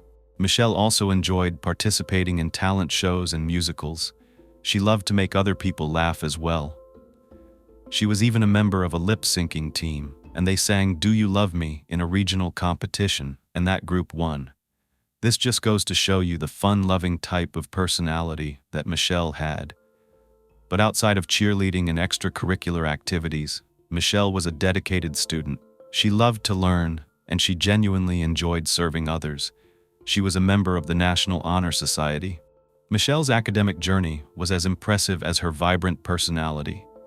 Her intelligence and dedication quickly stood out, particularly in French and Russian, showcasing her passion for learning other languages. However, as Michelle reached her teenage years, the cracks in her parents' marriage became impossible to ignore. Linda and Alan had been in marriage counseling for over a decade at this point, and their efforts just faltered. They barely spoke to each other. They slept in separate bedrooms, and although they tried to stay together for the sake of their daughters, the strain was undeniable. Eventually, they ended up getting a divorce. But Michelle had a lot going on to keep her busy at the time and to keep her mind off of it. In the fall of 1995, after graduating from high school, Michelle chose to attend North Carolina State University in Raleigh, North Carolina, which is the capital of the state. It's also part of the Research Triangle, a region known for its high concentration of research institutions and tech companies. The city had a population of 500,000 people who enjoyed its vibrant mix of history and innovation. For students, the city offered plenty of opportunities for academic and personal growth. NC State is known for a competitive admissions process, but Michelle's exceptional academic record earned her a spot at the school. It's one of the largest universities in the state, with strong programs in engineering, technology, and sciences, making it an ideal choice for Michelle. North Carolina State's Wolfpack athletics team is a big source of pride for the university, and Michelle became an enthusiastic part of this culture. She joined the university's cheer squad during her freshman year, and in 1996, she experienced a once-in-a-lifetime opportunity when the team was selected to perform in Atlanta at the opening ceremony for the Olympics. By the second year of her finance degree, Michelle had pledged to the Alpha Delta Pi sorority, which didn't leave much time for much else. In the end, she decided to give up cheerleading, focusing all her energy on her coursework and her sorority. However, she remained a loyal fan, cheering on the Wolfpack from the stands. Michelle excelled academically, earning straight A's every single semester. Her mom supported her education by purchasing a condo for Michelle to live in near the North Carolina State campus, which she was able to do with money from the divorce settlement. Michelle lived there with her close friends and sorority sisters, with whom she forged lifelong friendships, including a special bond with another member. They made sure they could tell them apart since both of their names were Michelle. They called Michelle Fisher Big Michelle and Michelle Money Little Michelle because Michelle Fisher was taller. But she didn't like to be called Big Michelle, so they ended up calling her Fish for her last name, Fisher. After completing her studies, Michelle passed the CPA exam on her very first try and soon began her professional career in downtown Raleigh at a firm called Deloitte & Touch. As she transitioned from a student to a young professional, Michelle's discipline, charm, and ambition continued to define her path forward. By the time graduation rolled around in 2001, Michelle had completed a bachelor's and a master's degree in tax law, so it didn't take her long to land that job. She was finally beginning to forge ahead as an independent career woman. In February of 2001, as she was approaching her 21st birthday, Michelle Fisher had a chance encounter. She was enjoying a night out with her friends at Havana Day Cafe in Raleigh when fate intervened. While just messing around with his college buddies, a man named Jason Young accidentally bumped into Michelle, causing her to spill her wine. Jason, as charming as he was, immediately offered to replace her drink, and this small act led to the two of them chatting for a while. Then, Michelle pulled him onto the dance floor, and they spent the rest of the night together. That's when they discovered they had some things in common. They were both recent graduates of North Carolina State University and were avid Wolfpack fans. At the time, Michelle was living with her roommate and very good friend Shelley, and it was raining really hard. So they decided that night to all go back to their place, including Jason Young. They spent the rest of the night just hanging out and getting to know one another, which sparked the beginning of a new relationship. They made a really attractive pair. Michelle, with her big white smile, dark brown almond-shaped eyes and wavy brown hair, and Jason, with his blonde shaggy hair, blue eyes, and chiseled jawline. They were opposites in looks, and some would even say personality, but they made a good match. Even though he was 3 years older than Michelle, Jason was a lot more carefree and not as sophisticated as she was. Michelle was way more serious, although she did have a fun side as well. Jason, however, was like the life of the party. Loud, outgoing, and definitely over the top. He was different from the guys that Michelle usually dated, and later that night, Michelle handed her phone number over to him, telling him to call her the next day, which he did. Then they went on several dates, and it didn't take long before Michelle fell hard for Jason. She began telling all of her friends about her new boyfriend, and they were having a lot of fun together. They were both in the early stages of starting their post-college careers. They loved the outdoors and loved football. One of their favorite dates was to attend their college football team's games as often as they could. At the time, Jason was living in Baird, North Carolina, with his mom and stepdad, but he was willing to make the nearly 5-hour drive to Raleigh to visit Michelle very frequently.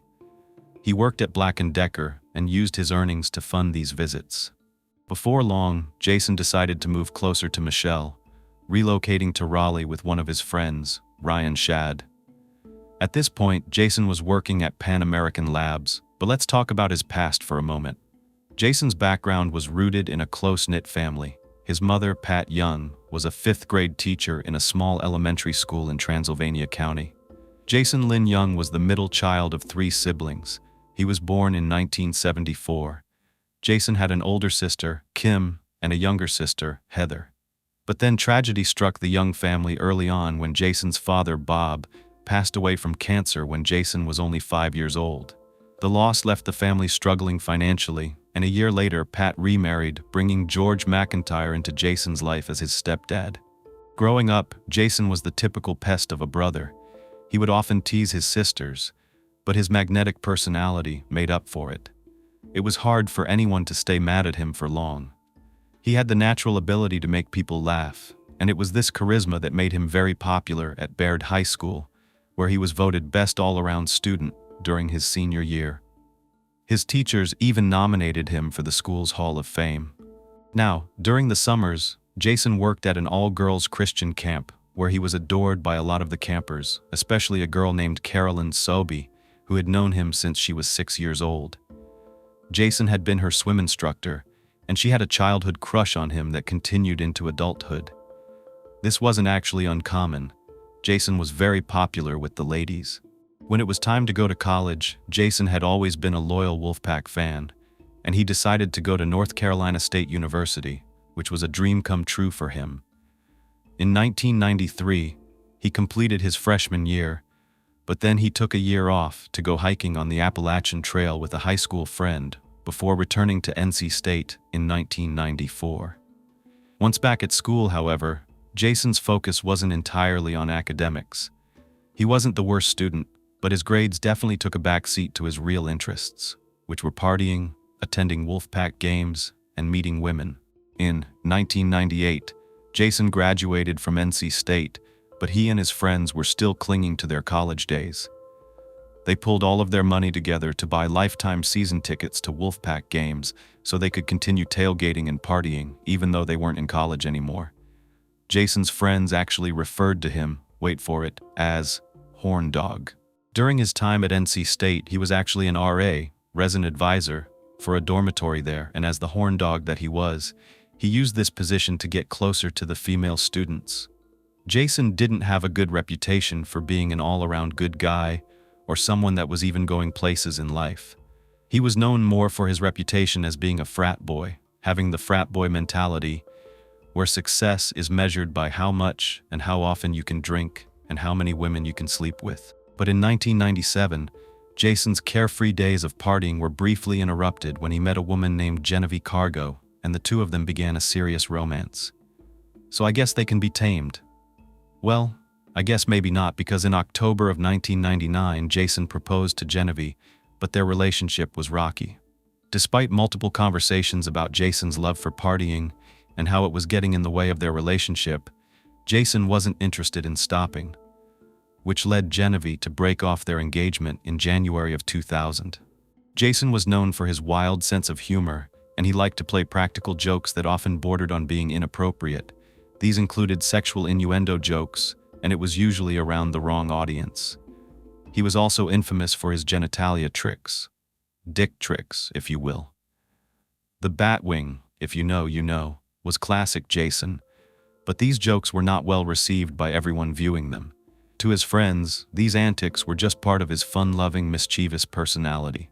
Even though Jason often came across as immature and impulsive, his charm and charisma made it difficult for people to resist his company. When Michelle and Jason met, she wasn't looking for anything serious, so maybe his character traits or his lack of a decent-paying job didn't bother her at the time. At this point, Michelle was in her early 20s, and she didn't need to see him every evening and weekend. She had plenty of friends to do social activities with that were keeping her very busy, and of course, her career. So the casual arrangement seemed to work out for both of them, at least initially.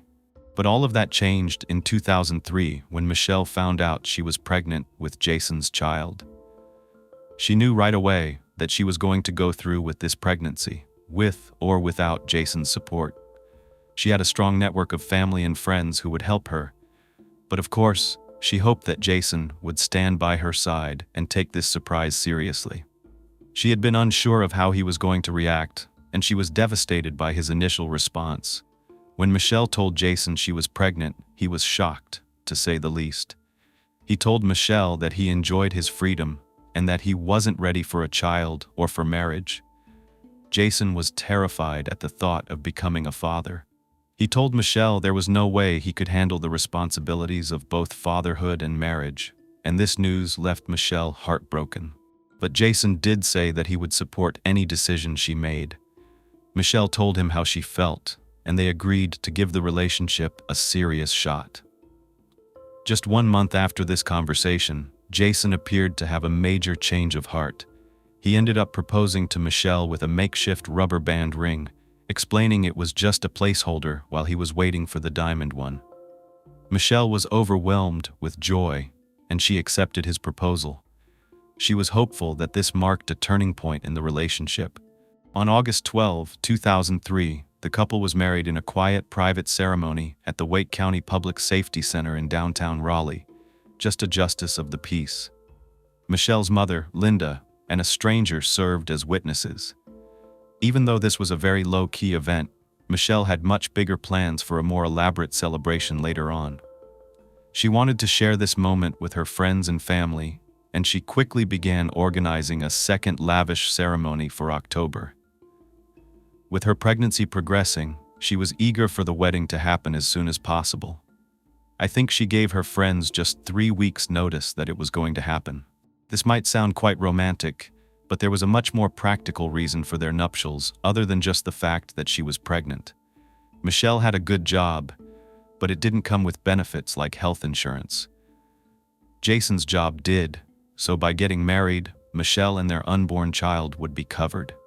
For those of you watching who are not in the United States, over here it can cost upward of $110,000, and that's with no complications. Here in LA, it's usually closer to $30,000. At least it was for me recently. So if you don't have insurance, that's what you're going to pay. With his usual carefree attitude, Jason allowed Michelle, her sister, and her mom to take full control over the wedding planning. He only had 3 stipulations. The ceremony couldn't fall on a Wolfpack game day because he had to go to every game he could.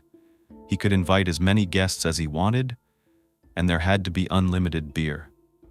On October 10th, 2003, Michelle and Jason tied the knot once more, and this time in a grand ceremony held at the luxurious Longview Center in downtown Raleigh, North Carolina. Jason's rescue dog, a black Labrador named Mr. Garrison, even served as the ring bearer, and he carried the rings down the aisle, dressed in a custom doggy tuxedo. It was clear that there was nothing surface level about their affection. It might have seemed like this was a marriage of convenience at first, but anyone who would have thought that way would change their mind after witnessing this wedding. Michelle and Jason seemed very much in love. Michelle's professional life flourished even more after this, when she secured a role as a financial specialist in the accounting department at Progress Energy. This is a Fortune 500 company and one of the largest utilities in the Southeast. Known for her drive and meticulous planning, Michelle had always balanced her career aspirations with her personal goals, and even during her pregnancy, she was really ready to just get back to work as soon as possible. After giving birth, it was clear that balancing her career and motherhood was very important. As Michelle prepared for motherhood, her younger sister Meredith offered to support her by actually moving to Raleigh to help her care for the baby, a gesture that Michelle greatly appreciated.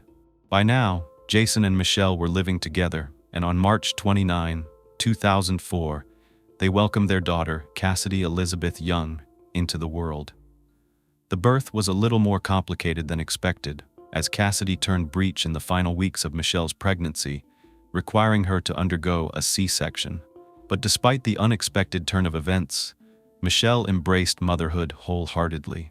From breastfeeding to changing diapers and dressing Cassidy in cute little onesies, Michelle found joy in every aspect of caring for her daughter. She was compassionate when it came to motherhood. She truly understood the meaning of living in the moment. She was deeply connected to her child, and she never complained about the sleepless nights or the toll that pregnancy took on her body. Those early months were made even better by the support that she knew she would get from her mom and sister. The 3 of them were very close. Her sister Meredith did end up moving to Raleigh to help out, and when Michelle returned to work as a senior financial consultant in the tax department of Progress Energy, Meredith took on the role of a nanny. However, the townhouse or apartment that they were living in could feel really cramped with a growing family, so by 2005, Michelle and Jason had settled into life as a family of three and were eagerly searching for the perfect home to raise their daughter, Cassidy. Michelle had long dreamed of owning a classic home with shutters, a white picket fence, and a large backyard, a place where Cassidy could play and they could build their future together. This dream came true when they discovered a colonial-style brick home in the Enchanted Oaks subdivision, nestled in South Raleigh. This home, at the time, was close to $400,000. It had 3 stories. It was a 4-bedroom, 3-bath brick home at 5108 Birchleaf Drive, and it had everything they wanted: a spacious front and backyard that their daughter and dog could enjoy, with an attached garage, a fireplace, a back porch with a barbecue grill, and so much more. Michelle even got the shutters that she wanted. She didn't have the white picket fence, but there was a nice-sized front porch with a white railing and rocking chairs. Plus, it was only a short walk to the community pool and the tennis courts. Just before Memorial Day weekend, Michelle and Jason became the proud owners of their new home. Jason made a very sweet gesture by planting yellow and orange daisies, Michelle's favorite flowers, by the mailbox, a personal touch that made their new home feel even more special. Everything was really coming together, except there was one thing, or I should say one person, that seemed to be coming between the couple. Michelle remained incredibly close to her mother, Linda. She had always been a guiding figure in Michelle's life, even after becoming a mother herself. Michelle relied on Linda for advice. The two of them spoke every single day, sometimes multiple times a day, with Michelle often calling her mom on her drive home from work. Linda was a junior high school teacher in New York, and she took full advantage of her summers off. She would travel to Raleigh to spend extended time with Michelle and her new baby. During the summer of 2004, Linda had stayed with them for weeks, helping Michelle adjust to life as a new mom. However, as many people do know, dealing with the in-laws can be difficult, and as Linda got to know Jason more and more, their relationship was far from harmonious. Their personalities clashed from the very beginning, and things only worsened when Linda lived with them for that summer. Jason had started working from home at this time. He had gotten a job as a traveling pharmaceutical sales rep. So, while he was home and Linda was staying with them, he found her to be overbearing and critical, especially when it came to how he would care for Cassidy. He felt that Linda was constantly judging him, and it created a lot of tension in the household. Even when Linda went back home to New York, the distance did little to ease the strain between them, because Michelle had the habit of calling her mom to vent if something wasn't going right between her and Jason. Whenever the couple disagreed and got into a big argument, Michelle would immediately call her mom. She would often yell and cry as she was sharing all of her frustrations. The postpartum period can be really tough in and of itself, and the couple really hadn't known each other that long before so many changes happened in their lives. Jason found these calls to be unbearable. When he would hear Michelle talking to her mom, it took an emotional toll on him and further strained his already rocky relationship with Michelle's mom. He'd even asked Michelle to please stop involving her mother in their disputes, knowing it only solidified Linda's low opinion of him. Linda never thought that Jason was good enough for her daughter or for her granddaughter. She viewed him as lazy and immature. Despite Jason's pleas, Michelle continued turning to her mom for comfort, creating a growing divide in their marriage. Linda's influence, whether intentional or not, fueled the friction between Michelle and Jason, leaving him feeling isolated in his very own home. This constant back and forth between Michelle and her mother and Jason only added more pressure to an already tense situation. Before long, it wasn't just Linda who had a poor opinion of Jason. Meredith wasn't a big fan of him either. She and her mother saw him for what he was before the couple got together: a player, someone who was more likely to put himself first rather than Michelle. Even though Michelle had agreed to marry him and they were playing happy family together, Michelle and Linda's opinion of him hadn't changed that much over the years.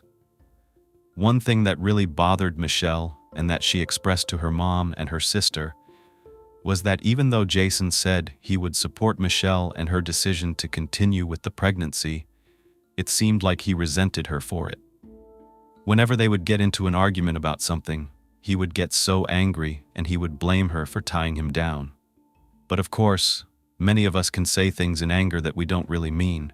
I think we've all been guilty of that. As time went on and everyone settled into the changes, things seemed to get back on track. They weren't great, but Michelle told her mom that she was holding on to a vision for a perfect family with a loving father and mother for Cassidy. She had the dog, the house, and the baby. All she really needed was for Jason to get fully on board, and Michelle was willing to wait for that to happen because she believed wholeheartedly that one day, Jason would change. Actually, it did seem like he was finally coming around in the spring of 2006, when little Cassidy was about 2. Michelle discovered she was pregnant with baby number 2, and this time, things were a lot more stable than before. Both she and Jason were overjoyed by the prospect of expanding their family even more. Michelle's hope for a perfect future was renewed, and at this time, Jason was more excited than ever about the new addition to their family. They had been talking about having another baby, and with Jason's positive reaction, Michelle felt one step closer to her dreams. Jason was desperately wanting a son to preserve his family name, since he was the only son born to his deceased father.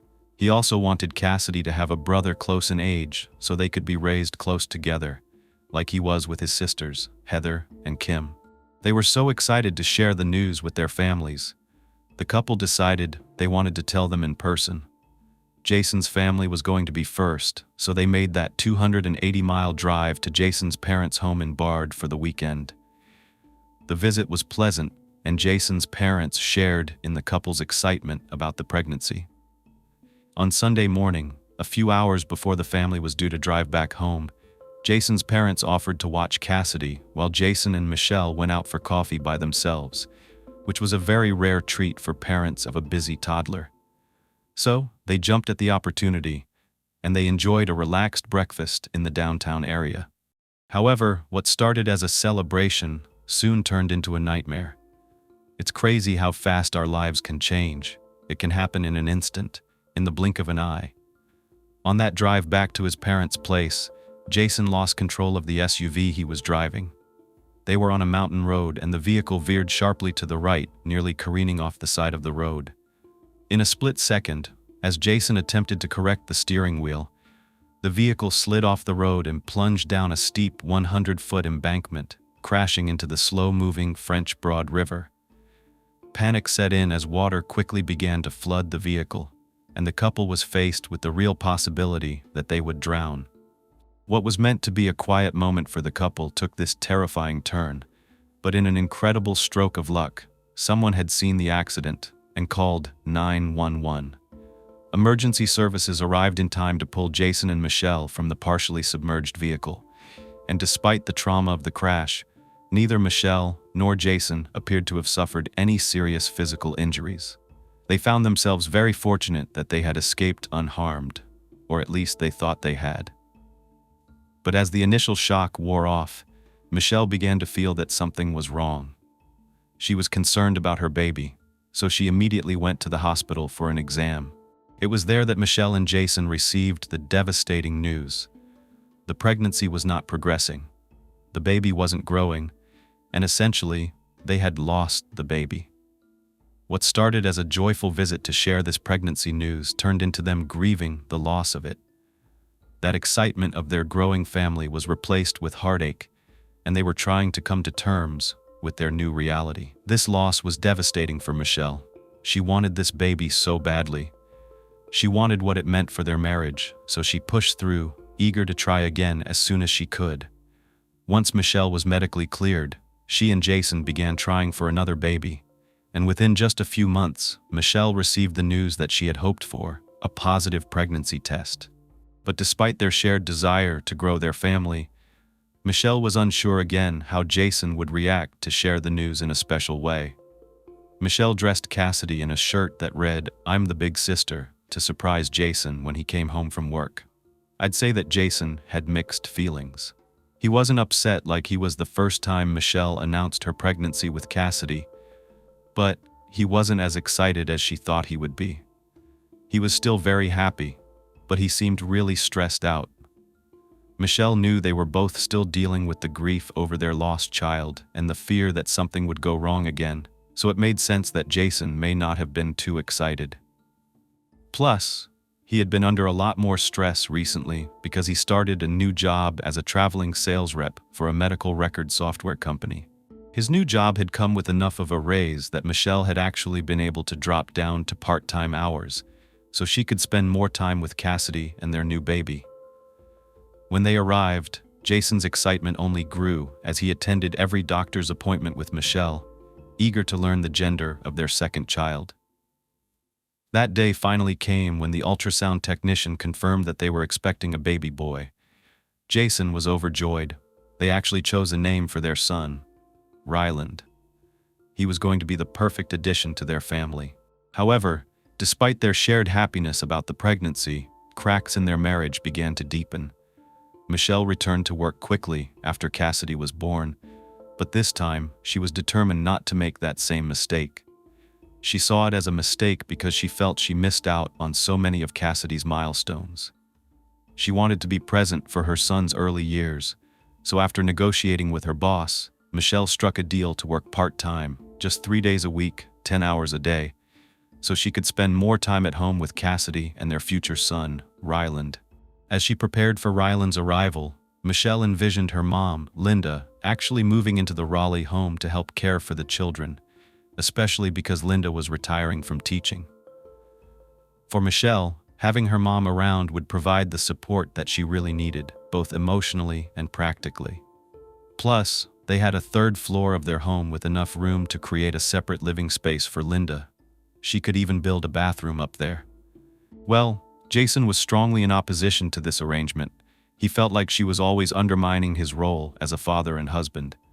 The thought of Linda moving in full-time filled Jason with dread. He refused to even consider it. He had been there, done that, and it wasn't good. This disagreement about Linda's involvement placed even more strain on their already fragile marriage. Both Michelle and Jason recognized that their relationship was in trouble, but Jason was reluctant to speak to a professional because they had tried therapy once before, and it didn't go well, because neither one of them could agree on the counselor that both of them liked. So instead, they turned to Michelle's sister, Meredith. She was studying to become a counselor at the time, with a specialization in marriage and family dynamics. Meredith had gotten close to Jason when she was Cassidy's nanny. She got to see both sides of the situation. She witnessed the petty disagreements, the silent treatments that would ensue, and she agreed to meet at their discussions, even though she knew that they would probably need professional intervention, and this was because she was an interested party. I think it would be very hard not to be biased in the situation, but at least it was a starting point. Maybe they could just get to the bottom of why both of them felt and acted the way that they did toward one another. During these sessions with Meredith, the long simmering frustrations came to light. First, Michelle expressed her deep dissatisfaction with Jason's lack of responsibility when it came to things around the house. She felt like she had to pick up the slack all of the time, and she really wished he would just be more active in helping with the household tasks and in understanding her emotional needs as well. Michelle often felt like Jason wouldn't make the same compromises. For example, they were both huge North Carolina State Wolfpack college football fans, and as I mentioned, they had lifetime passes, which included specific seats in the stadium for the games. Before Cassidy came along, the couple enjoyed tailgating together with their friends for every single game. But now, Michelle would be the one that had to hang back and take care of Cassidy. Jason still went by himself, and she didn't really think that was fair. If they could find a babysitter, Jason wouldn't choose to stay home, so it was like Michelle really never got the chance to kick back and have fun with her friends at a game, and this bothered her. For Jason, his major issue, why they would fight so much, was in his perspective, their diminishing sex life. That was the problem he felt couldn't be ignored. It's not uncommon for a lot of new parents to go through a period of time when sex takes a back seat to the new baby. With the diaper duties, the sleepless nights, and the feedings around the clock, it's kind of hard to work in together time, but it's also a valid concern. Additionally, Jason's resentment over Michelle's constant calls to her mom whenever they had a fight surfaced once again. He felt that it undermined his ability to resolve their conflicts privately, making it harder for them to strengthen their relationship. Again, another valid point. Both of them had their concerns, and this was a chance for them to lay it out on the table in a safe place. At times, Jason even admitted to feeling overwhelmed and even considered giving up on the marriage altogether. Remember, he had been a party boy before this, but he was genuinely trying to give it his best shot. But it was a lot, all at once. When it came down to it, he said that he couldn't bear the thought of a divorce. The idea of being separated from Michelle would be more difficult than the challenges they were facing together. So, despite the mounting tension, both Michelle and Jason seemed to be committed to finding a solution, even as the relationship was being pushed to its limits. They wanted this marriage to work, but Meredith described the way they would argue. It was like teenagers slamming doors and never being able to resolve their issues. They were trying to work it out, but it just didn't seem like things were working for the couple. Through her job at Progress Energy, Michelle was allowed to do counseling sessions, and she started doing them with Kimball Jane Sargent. This was a nurse psychotherapist, and Michelle finally opened up about a deeply troubling thing from her past. During her college years, Michelle had actually been violated, and the scars of that event were lingering. She confided in Kimball that even though she was now married to Jason, she didn't feel secure in their intimate relationship because of the panic and fear she had experienced during that violation in college. It kept resurfacing when she was having intercourse with Jason. So to Michelle, what should have been an expression of love with her husband felt like an invasion, like he was forcing himself on her, even though he wasn't. So despite these intense emotional struggles, Michelle was clear about one thing: she didn't want a divorce. Her priority was ensuring that Cassidy and her unborn son had a stable and complete family. Keeping her family together mattered more than any of the cracks in the marriage. Essentially, even though she wasn't 100% happy, she was going through the motions and going with the flow to make things work out for the sake of her family. Michelle was still trying to find joy in other parts of her life. She had an exciting plan on the horizon, including a much-anticipated trip to Disney World to celebrate her mother's retirement. At the end of that week, she would be joined by her sorority sisters for a spa weekend in honor of their upcoming 30th birthdays. This would be a brief glimmer of happiness in an uncertain home life. Tuesday, October 10, 2006, marked Michelle and Jason's third wedding anniversary, but that day passed without celebration. That's because Jason's new job required him to travel all the time, and he was away on back-to-back business trips, first in Orlando and then in Denver. He had managed to at least give Michelle an anniversary card with a $25 gift card to Starbucks inside, but honestly, this left her feeling very disappointed. She hoped for something more meaningful, a gesture that acknowledged the importance of their relationship. When Jason finally returned home, they made plans to celebrate their belated anniversary with dinner at Bella Mon, their favorite Italian restaurant. Michelle's mother, Linda, who was visiting at the time, offered to watch Cassidy for that evening. On the day of the dinner, Linda drove Michelle to work, and then Jason picked her up afterward. However, what should have been a romantic reunion quickly went downhill. Jason, who hadn't seen his pregnant wife in nearly a week, spent the entire 15-minute drive to the restaurant on a call. Yes, a business call. He ignored Michelle completely, and when he finally hung up, an argument erupted not only over their anniversary, but also over their upcoming plans for attending their friends Ryan and Shelley's wedding that weekend. They had gone to college with the couple. Michelle actually lived with Shelley, and he had lived with Ryan. Michelle wanted this weekend to be a romantic getaway for them, especially with their strained anniversary. But Jason had other plans. He explained that he would be spending the entire time with the guys, that they were going to have a guys' weekend with all of his college friends. Then he informed Michelle that he was actually going to be driving to the wedding with the guys, and that she would be traveling separately with their wives. Jason claimed one of the wives had already gone over all this with her, but Michelle denied ever receiving such a call. Michelle was a planner, Jason wasn't. He was known to wait until the very last minute to decide to do something, and it usually had something to do with fun over being something practical.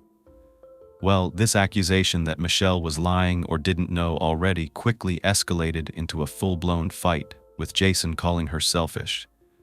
By the end of their argument, Jason reluctantly agreed to drive to the wedding with Michelle and not his friends, but it was clear by his mood that he wasn't happy.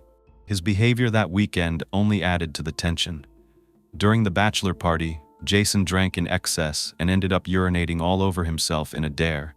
He was dared to pee his pants. He ended up having to borrow clothes from the groom.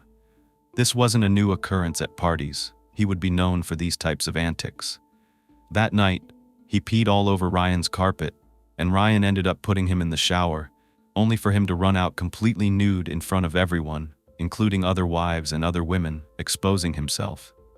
It was embarrassing for Michelle, and this kind of reckless behavior had become typical of Jason during any of their nights out, leaving Michelle feeling isolated and frustrated. Throughout the rehearsal dinner, she sat all alone while Jason spent that evening with his friends, barely acknowledging her presence. When they got home after that weekend, things reached a boiling point. What began as a verbal argument escalated, and Michelle later told her sister that during their fight, Jason threw a remote control at her. The cracks in their marriage were no longer subtle.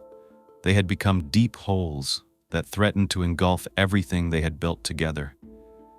It seemed like it was only a matter of time before everything fell apart. Several days after that wedding weekend, on November 2nd, 2006, Jason was preparing for yet another business trip. Michelle was close to 6 months pregnant at the time, and Jason's frequent trips left her at home alone with Cassidy, carrying the weight of their household. Michelle tried to convince herself that Jason wasn't being selfish. He was just trying to make a good impression at his new job and to ensure that they were financially stable before their second child arrived. This time, Jason told her he had a sales trip to attend in Clintwood, Virginia. Early on the morning of Friday, November 3rd, Clintwood was more than 300 miles away from their home, which meant a very long and exhausting drive. There was no way that Jason was going to drive there all in the same day, so to break up the trip, he booked a hotel in Hillsville, which was roughly halfway between their home and Clintwood. He told Michelle he was going to attend his sales meeting on Friday morning and then visit his parents in Bavard before driving home in time for the weekend. In the early evening of Thursday, November 2nd, he packed up his Ford Explorer outside their home on Birchleaf Drive, preparing to leave Raleigh. Before he left, he kissed Michelle and Cassidy goodbye, heading off into the dark that evening. It was a routine goodbye, but this time, Michelle's best friend Shelley was also there. I mentioned Shelley already. She was the bride at the wedding they attended the weekend before. She had made plans to come over to watch Grey's Anatomy with Michelle because her husband was also going to be out of town, so the girls decided to get together that night. Shelley was also there to retrieve her husband's clothing, which Jason had to borrow during his drunken mishap at the bachelor party. Once Jason left, the girls had dinner together. After their meal, they put Cassidy to bed and settled in front of the TV. Michelle was excited. She shared the news about the nursery theme she chose for baby Ryland, and they chatted about life. After a while, the conversation turned to Michelle's marriage. She shared that she and Jason were arguing more than ever. He was making all these sales trips, which left her feeling like a single mom. Her sister Meredith, even though she lived close by, was busy getting her master's degree, so she couldn't play an active role as Cassidy's nanny. As they watched the show together, an uneasy feeling began to creep over Shelley. She actually asked Michelle if she ever felt scared to be there alone. As they sat together in that cozy living room, Shelley couldn't shake the feeling that someone was watching them. Throughout their time living on Birchleaf Drive, Michelle and Jason had occasionally heard strange noises outside their home, footsteps, rustling in the bushes, but they dismissed these as ordinary sounds of their neighborhood, which was surrounded by a lot of empty wooded areas with homes spread apart. Yet that night, something felt different. There was an eerie feeling that intensified for Shelley. She kept glancing nervously toward the window. There were no coverings on the windows and the doors that led out to the backyard. and Michelle explained that there was something unsettling about the house. It was its proximity to a trailer park behind them, only 400 feet away from their backyard. With the cold November air outside and the bare trees, it made the trailer park feel uncomfortably close. That anxiety resurfaced, especially because Jason was far away, but at least he was keeping in touch by calling. Over the course of that evening, Jason called Michelle about 7 times just to check in. Thoroughly spooked and unable to shake this ominous feeling, Shelley decided to leave earlier than she had planned. She felt so uncomfortable about the way the house felt that night that as soon as Michelle walked her to her car, she quickly called her husband and talked to him the entire drive home. It was just an eerie feeling. By the time she left, it was around 10:30 p.m., and then Michelle went upstairs to get in bed and go to sleep. The next day on Friday, November 3, 2006, Michelle would be expected at work after dropping Cassidy off at daycare, and then return home in the evening. Meredith, on the other hand, was typically off work on Fridays, and she would sleep in. Around noon, she woke up to her cell phone ringing, but she wasn't fast enough to answer it in time, so it went to voicemail. It was Jason, and he was calling with a request for context. About a week prior, Meredith and Jason had a discussion about Jason getting Michelle a nicer anniversary gift to kind of make up for that lame Starbucks gift card. Meredith mentioned that traditionally, you gift your partner something leather for your 3rd year anniversary. If you never heard this before, the 1st year you gift them something paper, the 2nd year is cotton, the 3rd is leather, the 4th is fruit, and so on and so forth. So, Meredith mentioned to Jason that he should get her a nice designer handbag, because recently Meredith had gotten one, and it didn't fit right. So she gave it to her sister, Michelle, and she really liked it. Taking this tip into consideration, Jason was calling Meredith that morning because he needed a huge favor. It was the day after he left for his business trip, and he had been searching online for a Coach handbag on eBay. He wanted to get it as a surprise gift for Michelle. Surprises were a big deal to her. His voice message mentioned that he had printed out auction details for all these different listings, but he forgot them on the printer in the home office. Now he was so stressed out because he didn't want Michelle to go in the office and find it. He wanted to keep it a surprise. So, he was wondering if Meredith could just swing by the house before Michelle came home from work and grab those papers from the printer in their upstairs home office. Even though Meredith didn't usually come over in the middle of the day like that, she was supposed to meet her sister and Cassidy later that day anyway, and it wasn't a problem if she dropped by unannounced. Plus, she knew that Jason and Michelle were really trying to make the effort to rebuild their marriage, and Michelle had asked Jason to be more romantic. So here was Meredith thinking, what the least she could do was help. She didn't even shower, she just left because she figured she would be right back. She headed over to her sister's home at 5108 Birchleaf Drive in the Enchanted Oak subdivision. On the way there, Meredith and her mom talked on the phone, but they hung up as soon as Meredith arrived around 1 p.m. Before even getting to the driveway, Meredith was already struck by something that seemed kind of odd. At the end of the driveway, there were lamp posts, and these lamps were on. Michelle would typically turn them off when she headed to bed, or at the latest when she left the next morning when she was getting ready for work. So it was something that stood out to her sister, and she thought that it was really weird that the lights were on. She wondered why. Then she proceeded to drive down the long driveway up towards the house and parked in front of the garage door. That's when she noticed the next unsettling anomaly. The gate to the backyard was wide open. The family's black lab, Mr. Garrison, often spent time outside in the yard, and Michelle was always careful to keep that gate closed, so that seemed really out of the ordinary. Now, once Meredith got out of the car, she closed the gate and then headed to the front door. Unfortunately, it was at that time that she realized that she left in such a rush that she forgot to bring Michelle's spare house key to get in. So she proceeded to the back door of the house, but it was locked. When she was over there, she heard something that sounded like running water, like a hose was lightly running, but she didn't stop to inspect it at the time.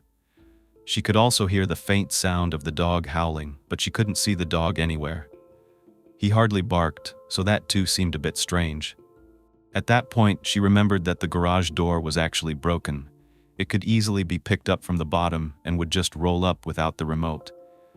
So she figured she would give it a try, and sure enough, she was able to get inside the garage. That's when she had an increasingly uneasy feeling because Michelle's Lexus SUV was parked in the garage, a sign that Michelle was still at home, even though she should have been at work. So that was odd. Meredith entered the house through the mudroom door and proceeded into the kitchen area, where she put her keys on the counter. That's when she saw the purse she had gifted to her sister on the floor. Now she knew at this point that Michelle had to be home because she wouldn't have left her purse there without being there. So she called out her name a few times, saying, "Michelle! Michelle!" But she got no response. So she made her way to the main staircase, where the front door is located. There were 2 staircases in this house. One was by the mudroom door that led up to the den area, and there was another staircase in the main portion of the house that led up to the bedrooms and the office where she was headed. Slowly, she began climbing the stairs to the 2nd floor, calling for Michelle once again. As she neared the top, something strange caught her eye. In front of the stairs was a bathroom that Cassidy would usually use, and Meredith noticed the door and carpet were dotted with dark red stains and what looked like tiny footprints. At first, Meredith thought that Cassidy had gotten into Michelle's red hair dye and made a mess. Maybe that's why Michelle hadn't gone to work yet. But when she entered Michelle's bedroom, she was confronted with a horrifying scene. There she was, face down next to the bed. The walls, the white satin comforter, the pillows, and the bedding on Michelle's side of the bed were covered in what now appeared to be blood. But in Meredith's mind, she thought it must be a practical joke. Halloween had just been days before this. It couldn't be real. This couldn't be her. Meredith's brain wasn't processing what she was seeing, but then she began to panic. The stains were not streaks of dye. They covered the room, even reaching up to the ceiling. It was then that Meredith realized the horrifying truth. The red stains weren't hair dye. They were blood. She ran to the right side of the bed to grab the cordless phone to call 911, and as she was just about to dial the 9, her eyes darted toward the bed. It was Cassidy. She had been cowering underneath the covers for who knows how long, while the body of her mother lay inches away. Cassidy was clearly confused and traumatized by what was going on around her. She had jumped up from underneath the covers and was now staring straight at her aunt. Then she climbed from the bed and hopped into Meredith's arms, hugging her tightly. Meredith then proceeded to call 911.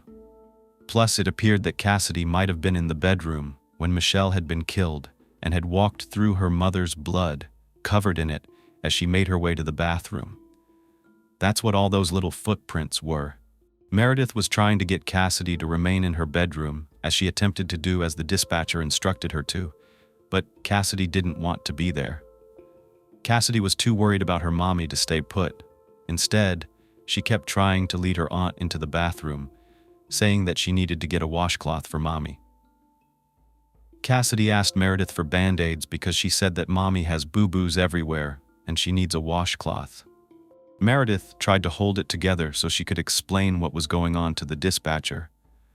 Eventually, she was asked to roll Michelle's body over and do CPR, but she couldn't. Her body was cold and stiff. Meredith couldn't believe this was happening. You can even tell that by her voice. She even says at one point that she cannot believe that this is happening. Anyone who's been through a traumatic event knows that sometimes time can stand still. EMS was sent out, and Meredith and Cassidy were placed inside the back of a fire truck. Meredith decided to, at that point, call her mother, Linda. She had just gotten off the phone with her before she was confronted with this horrific scene. Meredith had to spell it out for her mother since she didn't want Cassidy to understand what she was going to say. She told her mom that Michelle was dead. Linda responded with, "What do you mean? What do you mean?" And Meredith just told her to get there as soon as possible.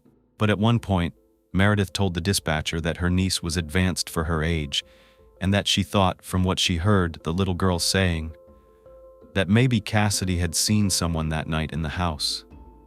However, she couldn't really understand baby talk. It seemed like it took forever, but before long, there were a ton of officers scouring the young residence. Cassidy was examined, and they confirmed that she was not physically injured. Now was time to go inside the house and examine the scene. Crime scene investigators from the Raleigh-Wake County Police Department arrived, ready to piece together the tragic events that unfolded inside that home. By the front door hung a ghost decoration left over from Halloween. It was swinging in the wind. No decoration, though, would be a match for the true horror of what awaited inside. Sheriff's Deputy Scott Arp was one of the first on the scene, and Sergeant Richard Spivey was leading this investigation from the outset. There was no sign of forced entry, which raised immediate questions about how the assailant had entered the home.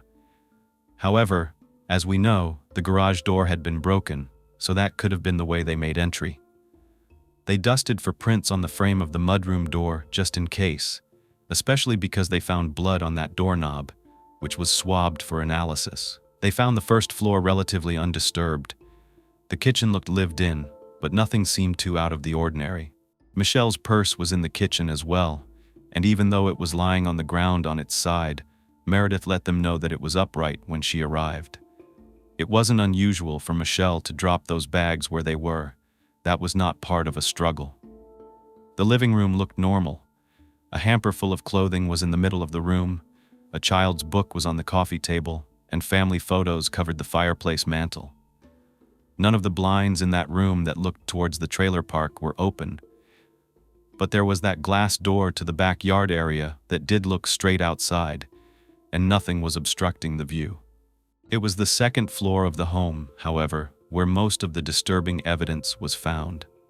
At the top of the stairs, tiny bloody footprints belonging to 2-year-old Cassidy were scattered across the landing, leading from her mom and dad's bedroom into both her bedroom and the bathroom next door, but they were more concentrated in the bathroom. Blood was found on a small step stool in front of the sink, a bright green rug on the floor of the bathroom, and one of Cassidy's bloody socks was lying nearby. A yellow hooded towel, also stained with blood, was discovered in the bathroom, but there were no traces of blood in the toilet, tub, or sink.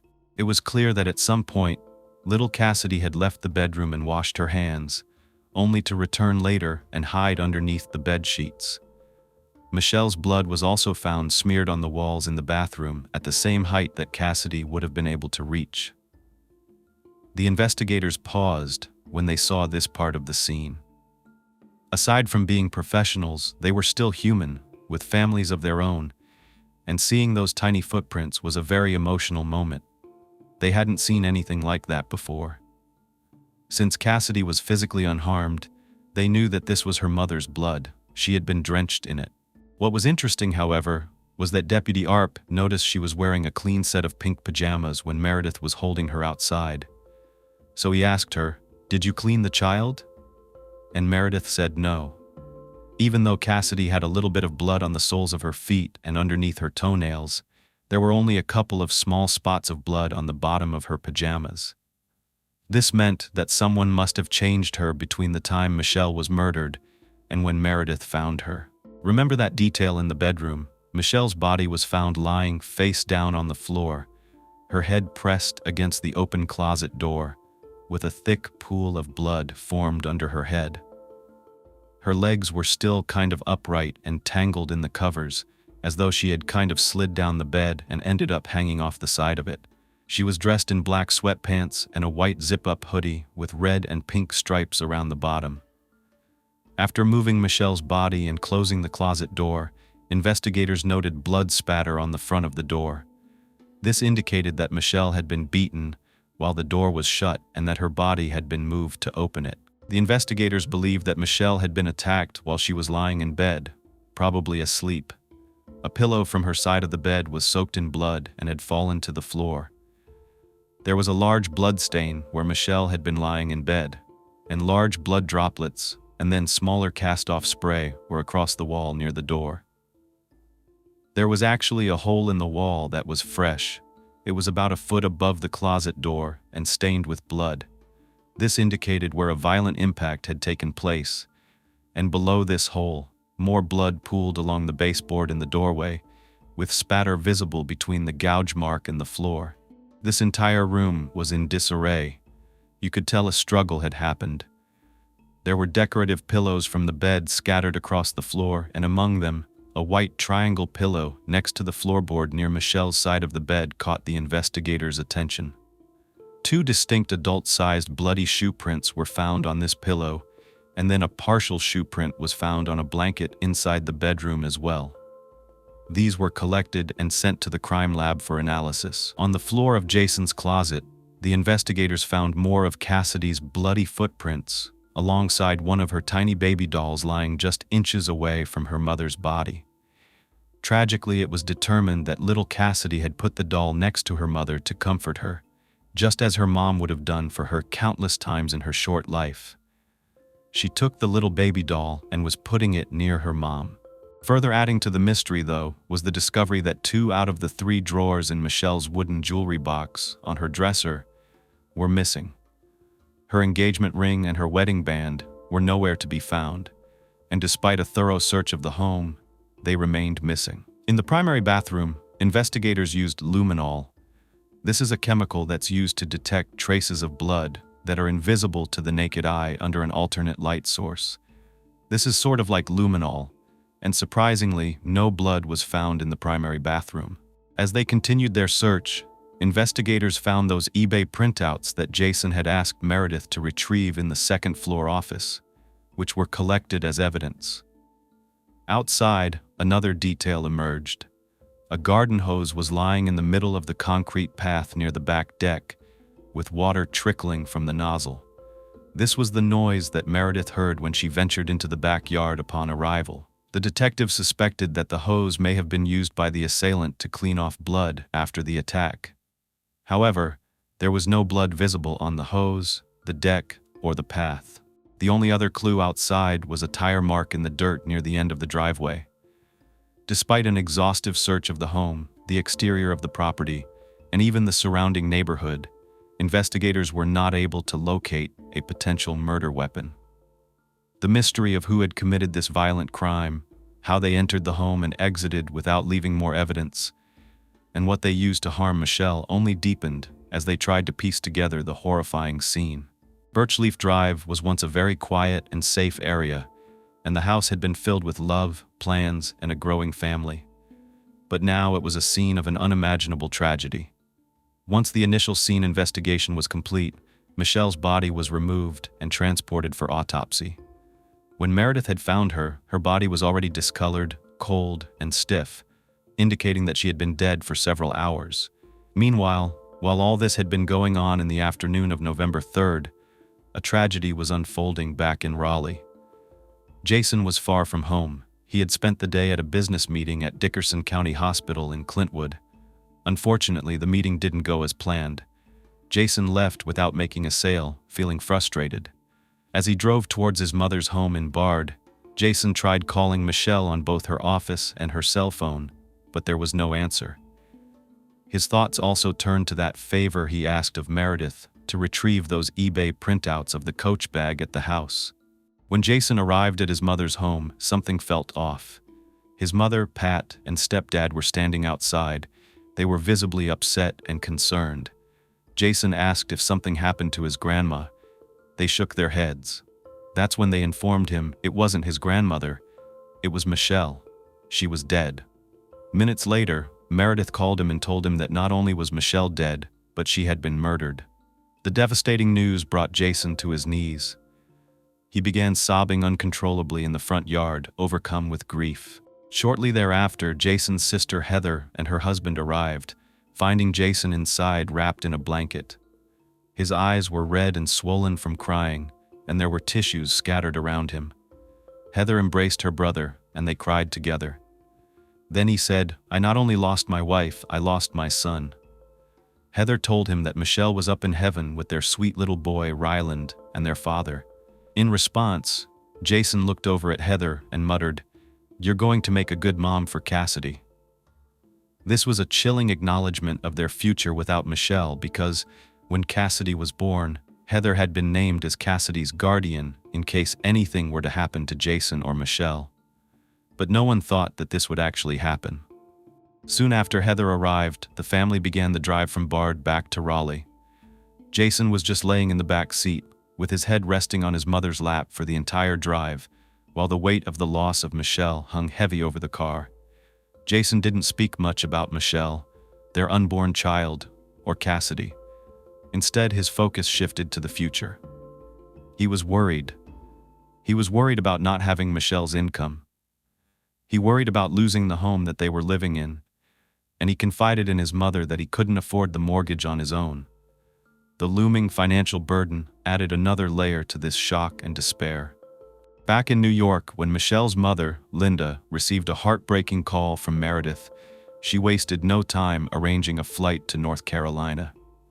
The loss of her daughter was incomprehensible, and she needed to be there for her family. I'm sure nothing made sense at this point, and there was going to be a long road ahead of them. As the family made arrangements for Michelle's funeral, her autopsy was being conducted. The examination revealed the brutality of her final moments. Her body was covered in scrapes and bruises, particularly from her forearms to her fingertips, clear signs she had fought desperately to defend herself. The medical examiner noted over 20 blunt force injuries to the back of Michelle's head. Some of these injuries measured as long as 4 inches, and the force of the blows was so severe they exposed her skull. The pattern and shape of the wounds suggested that the murder weapon was likely a crescent-shaped heavy blunt object. The relentless blows fractured Michelle's skull in several places, causing extensive brain hemorrhaging. In addition to the injuries on the back of her head, Michelle also sustained a violent blow to the front of her face, splitting her mouth and knocking out her teeth altogether. She had been struck at least 30 times. The sheer force of the attack caused her jaw to break through the skin. As the medical examiner looked at Michelle's neck, further disturbing details came to light. Significant internal hemorrhaging indicated that Michelle had been strangled during this attack. There were signs of fingernail marks on her neck, which suggested that she had actually tried to pry the assailant's hands away from her in a desperate attempt to survive. Despite the overwhelming violence of this attack, the autopsy found no evidence of sexual violation. Michelle's cause of death was determined to be blunt force trauma to her head, and the manner of death was ruled a homicide. Though the exact time of Michelle's death could not be pinpointed, the medical examiner estimated that she'd been killed several hours before her sister Meredith discovered her body at 1:15 p.m. on November 3rd. The medical examiner's report painted a picture of a violent and brutal attack that would have lasted several minutes before Michelle died. It was a slow and painful death, potentially while her young daughter watched. How horrific for that poor little girl. At the same time as word was spreading about Michelle's murder, detectives were focusing on who would have a reason to kill her and why. The first person they wanted to talk to was Jason, her husband. We know by now that most murders are committed by someone the victim knows, and women in particular are disproportionately killed by their intimate partners. Statistics consistently show that a significant percentage of female homicide victims are killed by a current or former partner. But what's not talked about as much is the significance of strangulation in how a person is murdered. In this case, Michelle was both strangled to death and beaten. When strangulation is used during the commission of a murder, it's often an indication of a deeply personal and intense level of violence. Strangulation requires a person to be very close to the victim. It's an intimate form of attack. It suggests that the killer wants to exercise complete control over the victim in their final moments, both physically and psychologically. This is often driven by intense emotions like rage or jealousy, and demonstrates a desire to assert dominance or power over the victim. In many cases, the combination of strangulation and beating is also overkill, where the attacker's intent is not just to kill them, but to inflict the maximum amount of harm and suffering. Jason and his family arrived at Meredith's home in Raleigh, and the investigators were already waiting. They immediately confiscated Jason's Ford Explorer, his luggage, and anything else in the car, trying to see if there was any link between him and Michelle's murder. However, a thorough search of this vehicle and bags yielded no forensic evidence, no blood, no hair, or any physical clues that could tie him directly to this crime. Inside, investigators found various pieces of paper, including MapQuest directions printed from the Home Office computer before his trip to Clintwood, Virginia. Along with the directions, they uncovered 3 gas receipts and a checkout receipt from the Hampton Inn in Hillsville, Virginia. They also found a copy of USA Today with a hotel sticker on it, along with a road atlas open to a page showing highways between Virginia and North Carolina. Everything pointed to Jason not being involved, but they had to clear him to make sure so they could move on to someone else and look in other directions. He was the last person to talk to Michelle the night she was killed, and he happened to be the reason why she was found. Because remember, he asked Meredith to go to the house to retrieve those printouts. Those receipts that they found in his Explorer gave them a direction to look in. After he left the house, he had stopped at a gas station at 7:30 p.m. before leaving Raleigh. CCTV footage confirmed this. Then, 2 hours later, he was on more CCTV footage at a Cracker Barrel restaurant in Greensboro, North Carolina. Then he proceeded to the Hampton Inn in Hillsville, Virginia, and he was seen on the hotel surveillance camera at the front desk checking in at 10:49 p.m. So doing this, he went straight to where he was supposed to be, in the time frame he should have been there. He was also seen at the front desk at midnight and had made a phone call around that same time, which placed him in the Hillsville area. This provided detectives with somewhat of a timeline to work with to rule him out or to look into him further. The next morning, he made another phone call from the Hillsville area around 7:40 a.m. before his sales meeting at Dickerson County Hospital in Clintwood, Virginia. So it seemed Jason was nowhere near the crime scene. But as more of Jason's family members were being interviewed, they sent him a warning, telling him that he probably needed to get a lawyer because the police were asking some disturbing questions. And it appeared that Jason was their prime suspect right away. Going back to when Meredith was on that 911 call, she was asked if there were any issues in Michelle's marriage. And of course she would know because she was helping them work them out.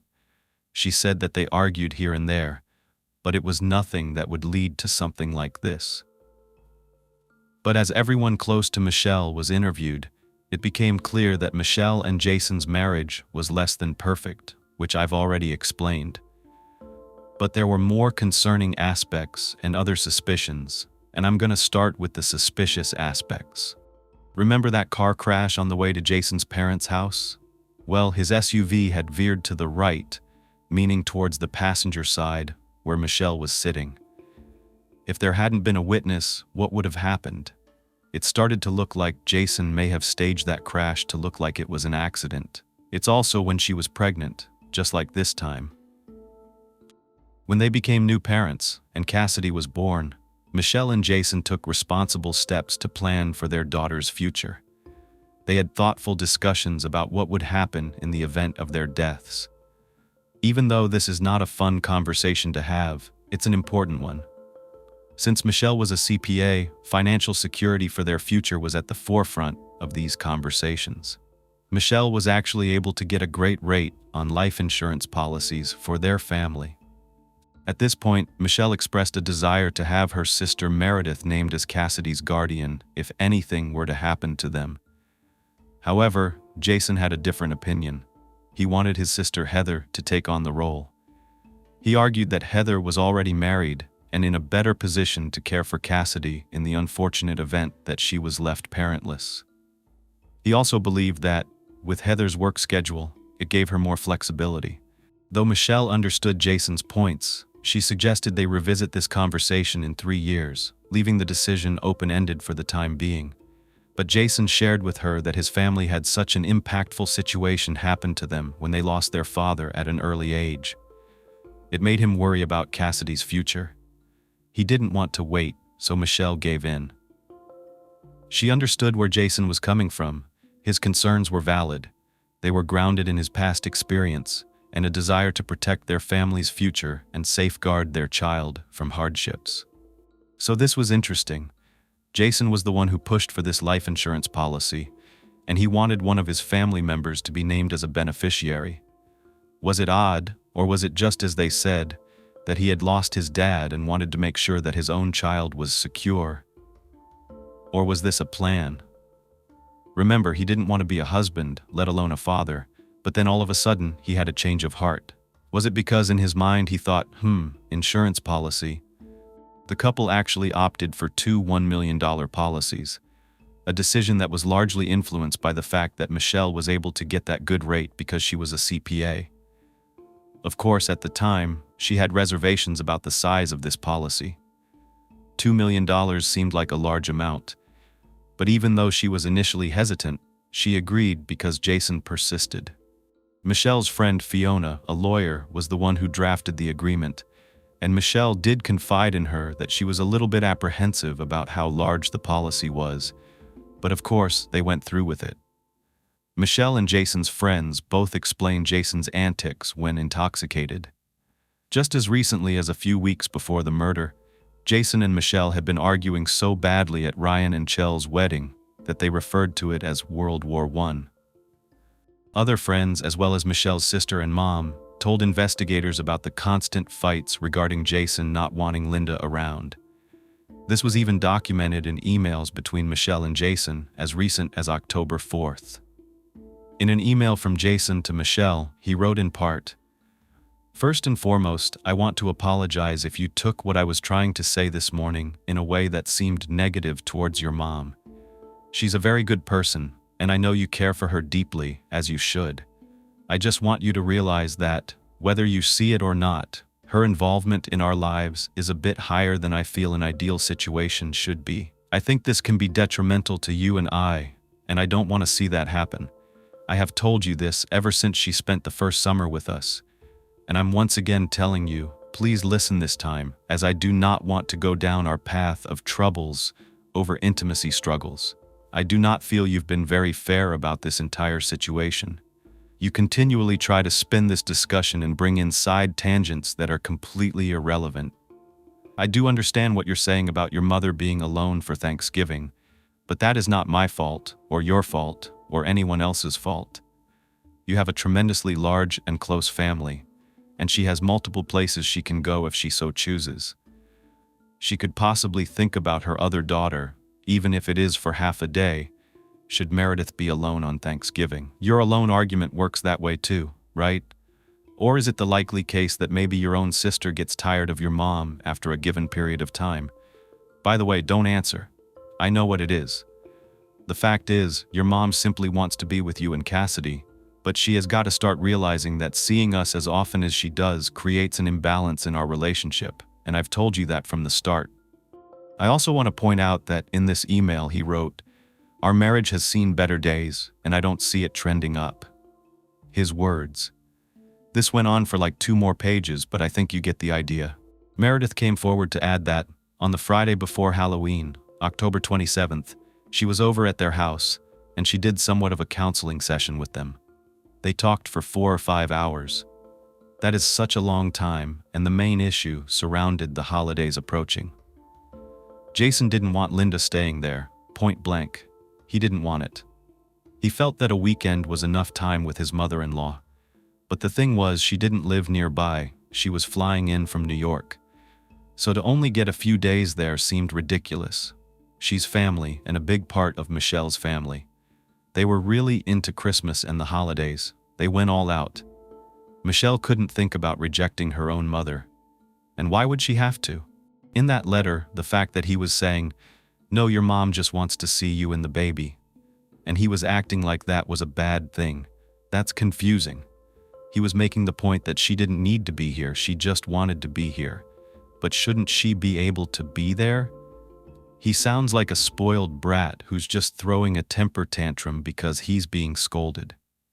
Because Linda definitely put her foot down, and no one else probably did with him. This was an ongoing argument between the couple, and it was getting more and more intense as it got closer to Thanksgiving, with Christmas fast approaching thereafter. Meredith said the only other issue with Jason was that he wanted more sex, but Michelle wanted more romance. She wanted date nights and bonding. She didn't want them to just sleep together because it was convenient. She actually found it hard to sleep with Jason after they'd been fighting or he'd given her the silent treatment for days, so neither one of them was getting their needs met. And you're gonna know why I'm saying that. Meredith said that the next night, on Saturday, October 28th, she was managing the Lucky 32 restaurant, and Michelle and Jason got a babysitter that night. They came in for a date night, and Meredith was surprised to see them. When Michelle got a moment alone with her sister, she said, "At least we're trying." So she and Jason were trying to be romantic, to go out on dates, to make it work. They even had a picture taken of them that night. They looked happy. It seemed hard to believe that Michelle would be dead just days later. Meredith said they were still arguing on Halloween and on November 1st, with Michelle telling her that she had had enough. The pettiness from him would not stop, and he even had the audacity to say to Michelle, "If you just let me have a woman on the side, it would just make this a lot easier." But the thing is, even though he was quite the a-hole at times, would this be enough? But the investigators still had to ask, why would Jason want his wife dead? And if he did, why would he need to take such extreme measures to do it? It was brutal. Investigators were targeting Jason because they thought he had the answer to those questions, which could be fairly straightforward, but the path to justice for Michelle would be anything but. Jason Young had a secret. It's one of the oldest secrets in the book, and I'm sure if I pause for just a second you can guess what it is. Jason, who worked as a traveling salesman, often took him away from home for days at a time. But in the years since he'd been married to Michelle, his trips away had become less about business and more about pleasure. As I said, he was getting what he wanted, and a lot of it, just not from his wife. Detectives wanted to ask Jason all about this, but he lawyered up right away, and on the advice of counsel, he refused to speak to detectives. He never even asked how his wife died, which they thought was very odd from day one. So without Jason talking, they decided to take a closer look at his most recent trip to Hillsville, Virginia, which was about 170 miles away from Raleigh. Detectives calculated that it would have taken Jason about 6 hours to drive from the hotel to Raleigh, commit the murder, and then return to Hillsville. It was doable. Actually, it would have almost exactly lined up with the last time he was seen on CCTV footage at the hotel, close to midnight. The detectives speculated that if Jason had left the hotel to drive to Raleigh, he would have had more than 7 hours to complete the drive, commit the murder, and return to Hillsville. This would have given him enough time to cover the distance, carry out the crime, and be back in that place where he made the phone call that pinged in Virginia on the morning of November 3rd. Jason actually showed up for a sales meeting in Clintwood, 30 minutes late, and after that meeting, he drove straight to his parents' house as planned. This timeline raised suspicions, so investigators visited that Hampton Inn in Hillsville to question the staff and search for clues. Jason had checked into room 421, but at the time investigators arrived, housekeeping had already cleaned that room. They used phenolphthalein again to see if there were any traces of blood, and they found none. Now, the surveillance footage from the hotel's front desk was pulled, and while it's dark and grainy as per usual, it showed Jason arriving between 10:49 p.m. 10:51 p.m. the night of November 2nd. He was wearing a light-colored long-sleeve shirt with buttons. Jason was seen entering his room at 10:56 p.m., and that was the only time his plastic keycard was used to unlock that door, according to the records. However, at 11:59, Jason reappeared at the front desk wearing a different shirt, a dark long-sleeve pullover with a light stripe across the chest.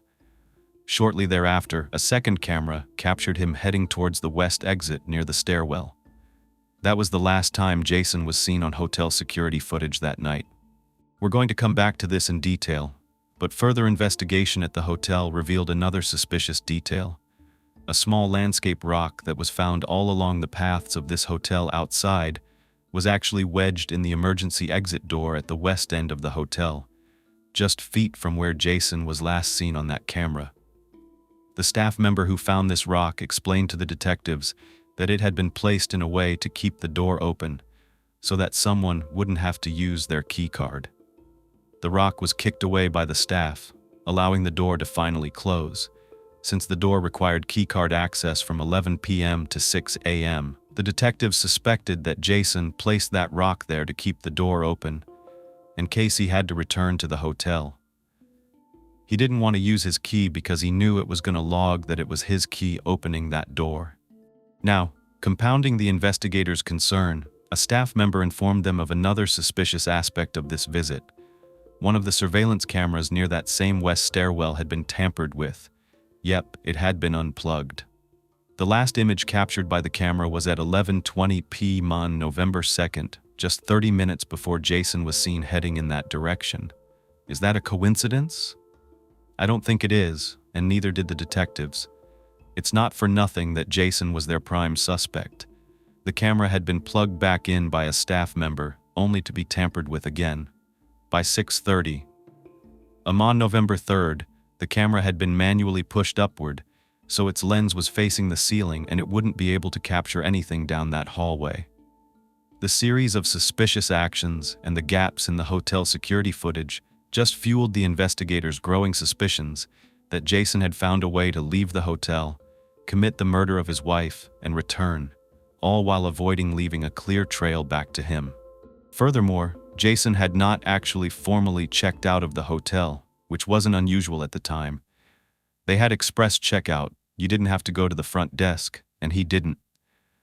The staff members explained that they delivered checkout receipts by sliding them under the doors between 3 a.m. and 5 a.m., along with copies of USA Today placed on the door handles. These details helped to form a clear picture of Jason's movements around the time of Michelle's murder. Investigators also examined the gas receipts found in Jason's car. The first receipt was from Hardy Hugo's near downtown Raleigh. It was time-stamped at 7:32 p.m. on November 2nd. This would have been as he was leaving town, so he got gas before he left. The second receipt came from a place called the Get It Mart in Duffield, Virginia, and it was recorded at 1:26 p.m. on November 3rd. Now, between these two transactions, no other gas receipts were found. That raised doubts about whether he could have made the entire 500-mile round trip on a single 22.5-gallon tank of gas. So, the detectives thought he could have gotten gas somewhere between Raleigh and Hillsville during the early morning hours of November 3rd, likely between 4 o'clock and 6 a.m., but he probably paid in cash. This led them to search different gas stations to see if there was any evidence, and this led them to Four Brothers BP gas station on Highway 52 in King, North Carolina. This was just north of Winston-Salem. A cashier on duty that morning, Gracie Calhoun, remembered an incident involving a man who fit Jason's description. "He's pretty hard to forget," she said. "He was approximately 30 years old, he was white, and he was driving a Ford Explorer." Now the thing was, there was a policy at this particular chain of gas stations. Customers that were purchasing gas before the sun came up needed to show either an ID or a credit card for verification before the gas would be turned on. Well, Jason pulled into this gas station and pulled into the pump, but not just any pump. He almost strategically pulled into a pump that was not near the front door, furthest away from any possible cameras or anybody seeing him. But the thing was, the fuel wouldn't come out, and he got very angry. He wanted to pay by cash. He didn't want to have to talk to anyone. But Gracie told him he needed to produce the documents required, just like everybody else. He was standing by the pump, and he kept pushing the button to select the gas, which usually triggers it to flow, but it wasn't happening. He kept doing it again and again, and inside, Gracie thought he was just pushing it off. So it was kind of this back and forth, and he was getting agitated. Finally, someone inside, a regular at the gas station, opened the door and yelled out to Jason, "Hey, listen buddy, you need to come inside. There's no way around it." So Jason had to go inside this establishment. And when he did, he wasn't nice about it. He swore at Gracie, he was insulting her, and he just threw a $20 bill on the counter. He ended up pumping $15 in gas, and he didn't even come to get his change. So because there was this interaction, it made Gracie remember Jason's face and his vehicle. It stuck in her memory. Not good for him. The detectives reviewed the gas station's transaction records from the morning of November 3rd, and there was one for $20 in cash at 5:36 a.m. The timing fit into the theory that Jason could have refueled shortly before returning to the Hampton Inn, and tampering with his camera, at 6:30 a.m. he re-entered that hotel. The fact that he put gas in his vehicle would contradict his alibi. If he had only made the trip there, he wouldn't have needed to refuel. And the location of the station being on the Raleigh side of the hotel also matched up with him having driven home after checking in. But the detectives needed more. They continued to dig into Jason's behavior in the days leading up to Michelle's murder, and that's when they uncovered that Jason had exchanged over 400 messages and calls in the month before Michelle's death with a woman also named Mistrial Money. And I'm sure you remember, or you may have remembered this name, I've said it before.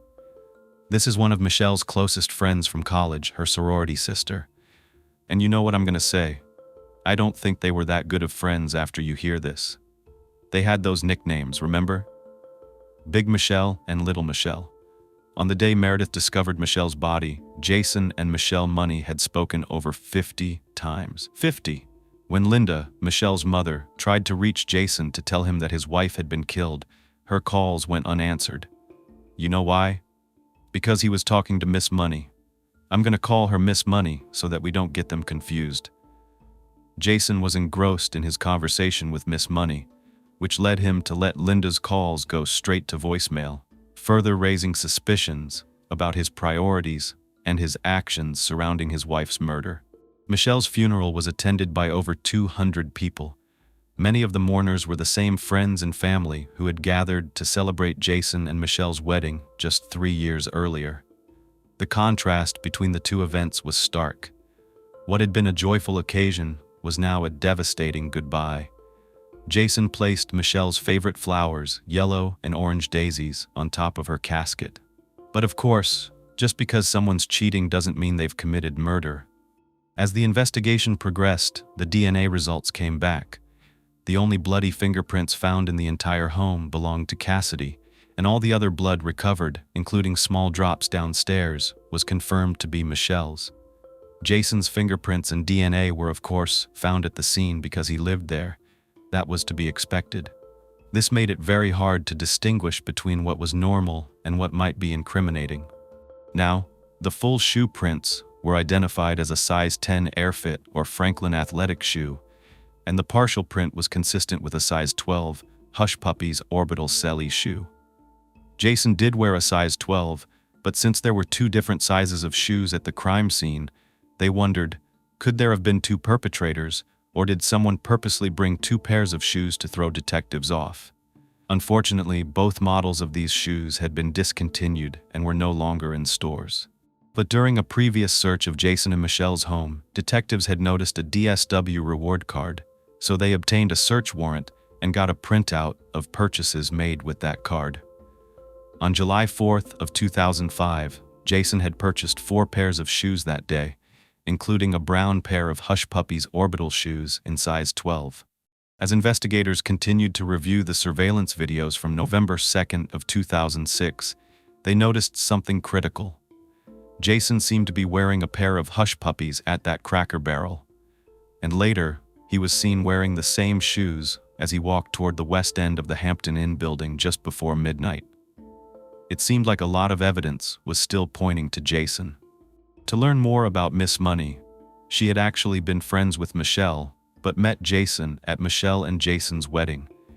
That's right, she was a bridesmaid in her wedding, and then she went on to have an affair with her husband. Even though Miss Money had moved to Florida and was married, she and Michelle kept in touch over the years. Just recently, in September of 2006, a couple of months before Michelle was murdered, Miss Money and all of Michelle's sorority friends came to visit and stayed at Jason and Michelle's home. They even went to a football game together.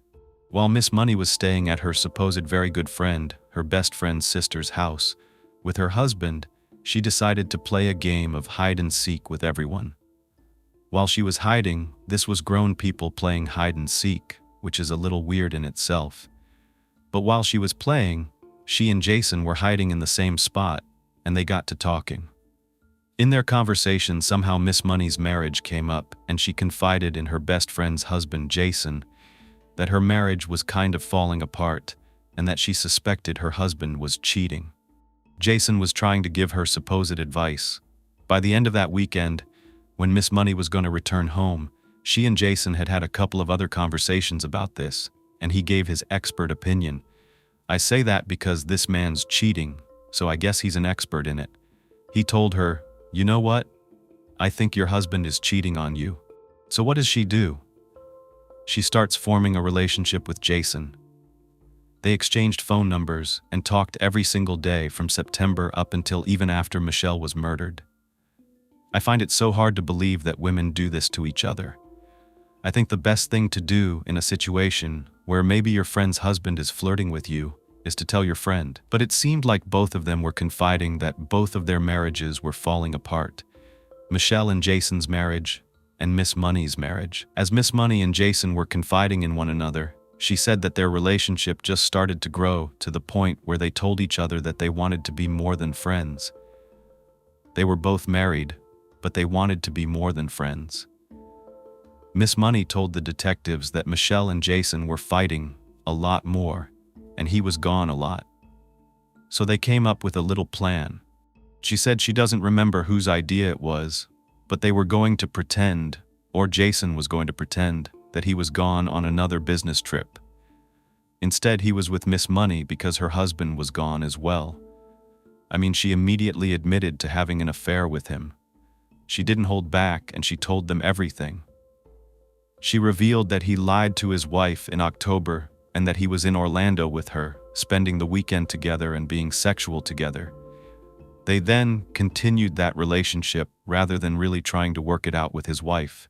He was sharing all of his thoughts and feelings with one of her best friends. Miss Money was more than happy to provide a shoulder for Jason to lean on. The detectives obtained a search warrant for Miss Money's computer, and as they sifted through the emails exchanged between her and Jason, several stood out. One in particular was from October 28th, just 6 days before Michelle was murdered. Both Jason and Miss Money had professed their love for one another in those messages. He's a sleazeball, and she's a crappy friend. But was it enough for a motive for murder? That's what they wanted to find out.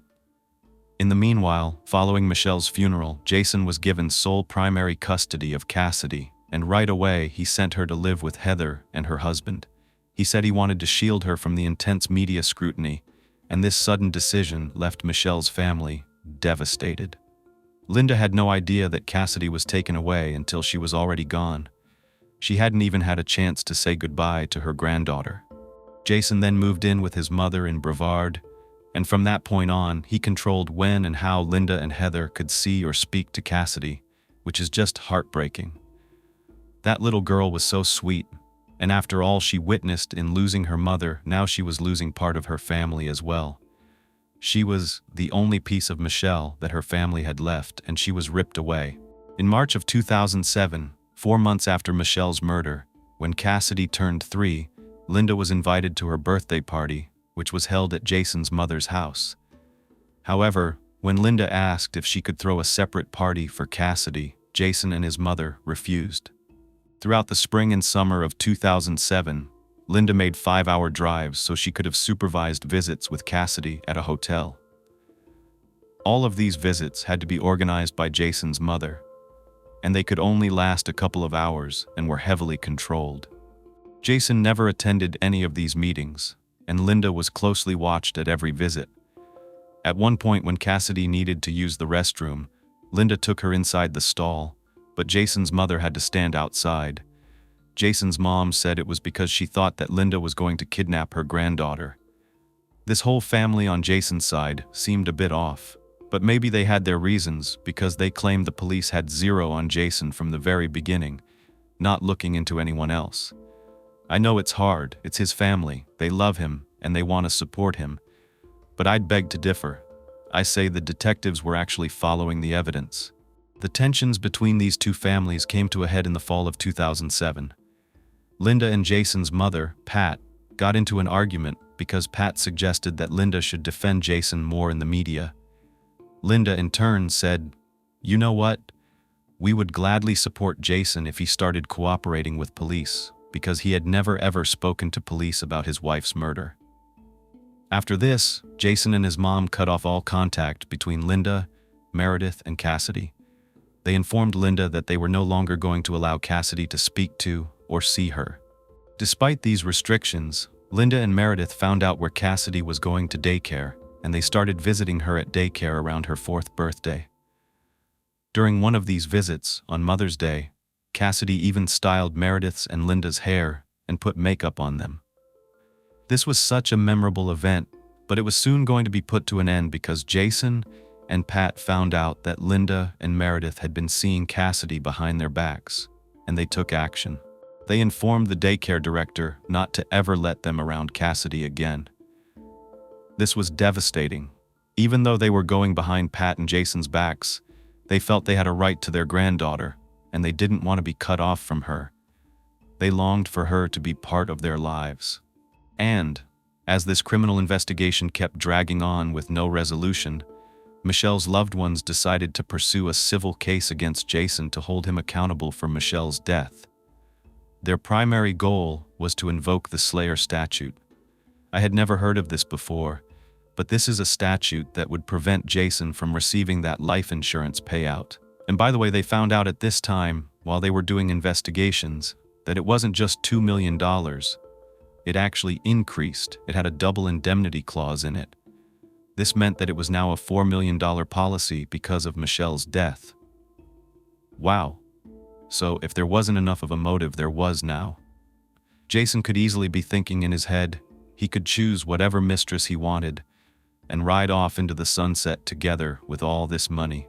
Detectives advised Michelle's family to take the civil route, explaining that the discovery process in a civil case would force Jason to testify under oath, something that he refused to do during the criminal investigation. However, the statute of limitations for filing a wrongful death lawsuit was 2 years, and that deadline was looming. So Michelle's family made their move.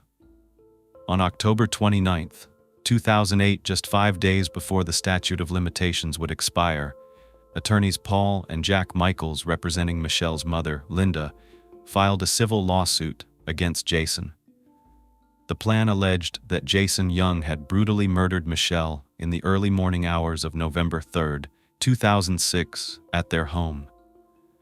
Linda sought compensation for the pain and suffering that Michelle had endured and the loss of her daughter's income, which would have helped support Cassidy. She also sought punitive damages to hold Jason accountable for Michelle's death, and most importantly, asked the court to declare Jason a slayer under that Slayer statute, thereby barring him from collecting any of the life insurance proceeds. This hearing took place on December 5, 2008, and no one appeared on Jason's behalf.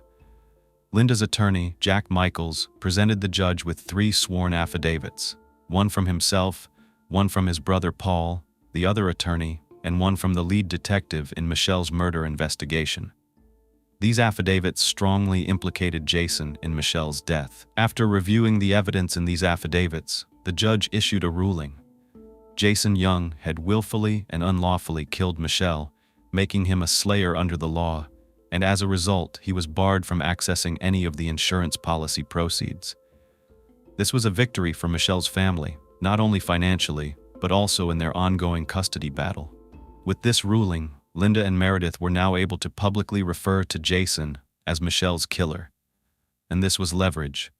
It gave them additional power in their efforts to maintain contact and not be kept away from Cassidy. As a result of the civil suit, Jason was also ordered to pay Michelle's family $15 million. The civil suit was just one small victory. Michelle's family had not given up on justice, and investigators swore that they had not given up either.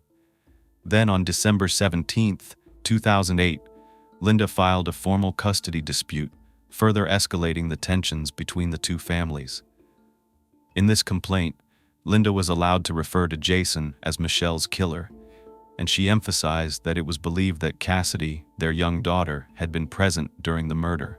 This complaint highlighted everything: the tensions between the two families, the arguing before the murder, and eventually, a custody hearing was set for February 4, 2009. But, you know what happened? Jason didn't fight. Unexpectedly, he just decided to let Cassidy go. He reached out to Linda's legal team and said, "You can have her." They were shocked that Jason would just give up custody of Cassidy to Meredith and Michelle's family just like that. Under this agreement, Meredith would have permanent custody of Cassidy, while Jason could be granted visitation every other weekend during the school year and over the summers. The detectives believed that the fear of incriminating himself in the ongoing investigation likely played a role in his decision to keep quiet and just give up custody. That allowed him to avoid direct questioning about the events of that fateful night. He's so guilty, and yet he's still not behind bars. That must have been so frustrating for Michelle's family. The investigation into Michelle Young's murder took several key turns as detectives pieced together more evidence from the crime scene, Jason's behavior, his digital footprint, and the shirt that Jason was wearing during that second appearance on camera at the Hampton Inn. The long-sleeve pullover was never found in his luggage, so investigators believed this shirt, potentially covered in blood, had been discarded. One thing, though, kept looming over the detectives' heads. The person who killed Michelle must have cared and therefore spared Cassidy. It only made sense that Jason would do that. Evidence kept stacking against him.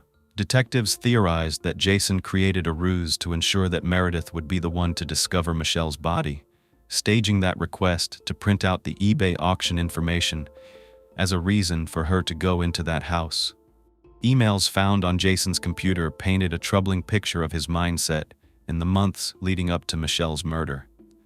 In one email from July 12, 2006, Jason vented his frustration about parenting. He wrote this to Michelle: "I just got home and the goddamn power is out. I called Progress Energy and the crew is already out. Cass pissed herself all over the floor. It's hot as hell inside and I can't entertain her enough without TV to finish the goddamn yard. I'm taking a beer and her to the pool. I'm in a mood that makes our trip to Myrtle seem mild. Pray the beer kicks in. I could kill you for not letting me finish the yard this morning." This email raised red flags about Jason's temper and his careless use of violent language towards Michelle. In yet another discovery, Jason had sent an email to his former fiancée, Genevieve Cargo, who was now married and living in Austin, Texas. In this message, Jason professed his love for her, telling her that she was haunting his dreams. There were equally troubling, suspicious internet searches found on Jason's computer, including anatomy of a knockout, head trauma, knockout divorce, and this unusual one, which will make sense in 1 second: right posterior parietal region. I can't even say that. Basically, it's like the right side of someone's face and head. Why would he be looking that up? Well, it seemed like it would be a great place to punch someone right there and knock him out. These search terms, coupled with the physical evidence, the digital trail, and everything else, painted a picture of a man potentially preparing to have a deadly confrontation. It was a frustrating situation for investigators because, despite all their suspicion and the evidence they had, this was still largely circumstantial. The questionable mileage, the malfunctioning hotel cameras, and the DNA left gaps in the timeline that Jason could easily exploit with his defense. But finally, in December of 2009, a grand jury indicted Jason Young for Michelle's murder. 2 days later, on December 4th, 2009, Jason was arrested and his trial began in June of 2011, 5 years after Michelle's murder. The prosecution built their case around the argument that Jason had killed Michelle because he no longer wanted to be married. He was the womanizer who needed his wife out of the picture. They alleged that Jason longed to live a life as a single man, free from the responsibilities of marriage and fatherhood, all with Michelle's life insurance policy to fund his new life of freedom. The evidence in the case included the shoes that he was seen wearing that were now missing, and also left prints, Jason's suspicious behavior, the hotel discrepancies, the digital data, the unraveling marriage, the multiple affairs, including the one with Miss Money where he professed his love to her. They called a number of witnesses, and I really do want to highlight at least a couple of these clips of their testimonies while they were on the stand. Many of Jason and Michelle's friends said they knew that all he wanted was sex. The arguments, I would say, they continued. Jason made it very well known that, he was upset about the lack of sex in the relationship. And when you said Jason made it well known over his dissatisfaction with sex in the marriage. That's something that he would discuss in group settings. In front of us, yes, certainly openly. Certainly sometimes at tailgates. Were those arguments that would be had with Michelle standing there? Sometimes, yes. Michelle Money took the stand and talked about their relationship and how it progressed. Like I said, we did talk that one evening, and, I felt like we were friends, and I needed someone to talk to, so what we would call each other, and it basically grew very quickly. We just started talking all day about anything, football, potty training, mortgages, anything that you would talk to a friend about. Every day? Yes. Did you speak on the phone? Yes. And Jason's friend Dalton told the jury he thought that Jason was in love with Miss Money. Not only that, there was another mistress who took the stand days before. The murder he had a random hookup with, none other than the girl who used to have a crush on him back when he was a camp counselor. I briefly mentioned her in the beginning. For this reason, her name is Carol Ann Sowerb. This happened in the living room of Jason and Michelle's home. I was so disgusted, and I have to play this for you, followed by something else he did that I found vile. I met him at a summer camp that I went to as a child, and I've known him probably since I was maybe 6 or 7 years old. Yeah, I don't know that they called the male staff counselors, but I mean, essentially, yes, he was teaching. After I stopped going to camp, we would still get together to go on kayaking adventures, weekend type trips, and there was a small group of us that kind of stayed in touch. When I would come back to the East Coast, I would try to, make the most of my time here and visiting other people. Cassidy was put down to bed and had a couple drinks just for talking, and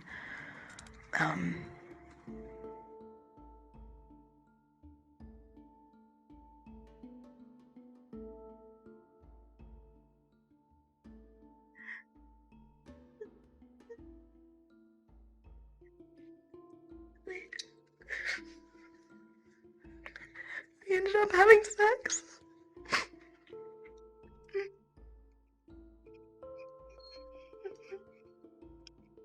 Miss Sowerby, you indicated that you were intimate with the defendant. Mm-hmm. Where did that take place? What part of the house? On the couch in the living room. Why not just leave? Why would you stay there and let this happen? Well, there's one reason why she couldn't just leave so easily. Carolyn was married. Jason knew that, and it seems like they were having a conversation about it. Somehow, Jason was able to convince her to take off her wedding ring, at which point he proceeded to swallow both of Caroline's wedding rings, her wedding band and her wedding ring. This man swallowed her rings so that she couldn't leave. This is so gross, vile, and disgusting. He had to poop them out before she could return home. And do you recall an incident involving your wedding ring? Yes. Can you describe for the jury what happened? We were sitting around the dinner table, and there was some mention of jewelry, and it was just a simple, "Can I see your ring?" And I guess I handed it or gave it, or handed my hand over or whatever. You indicated either handed over the ring or held out your hand. Yeah, something like that. I can't remember exactly what happened. Right. Well, what was the next thing that happened? He pretended to swallow it, or swallowed it. I don't know if it really happened or not. What did you see him do?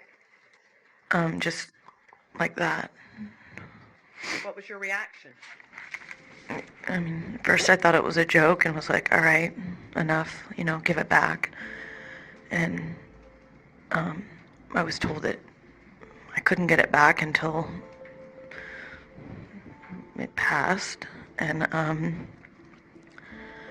I was, at first it was typical joke, and then I was annoyed because it was my wedding ring, and then the next day he gave it back to me.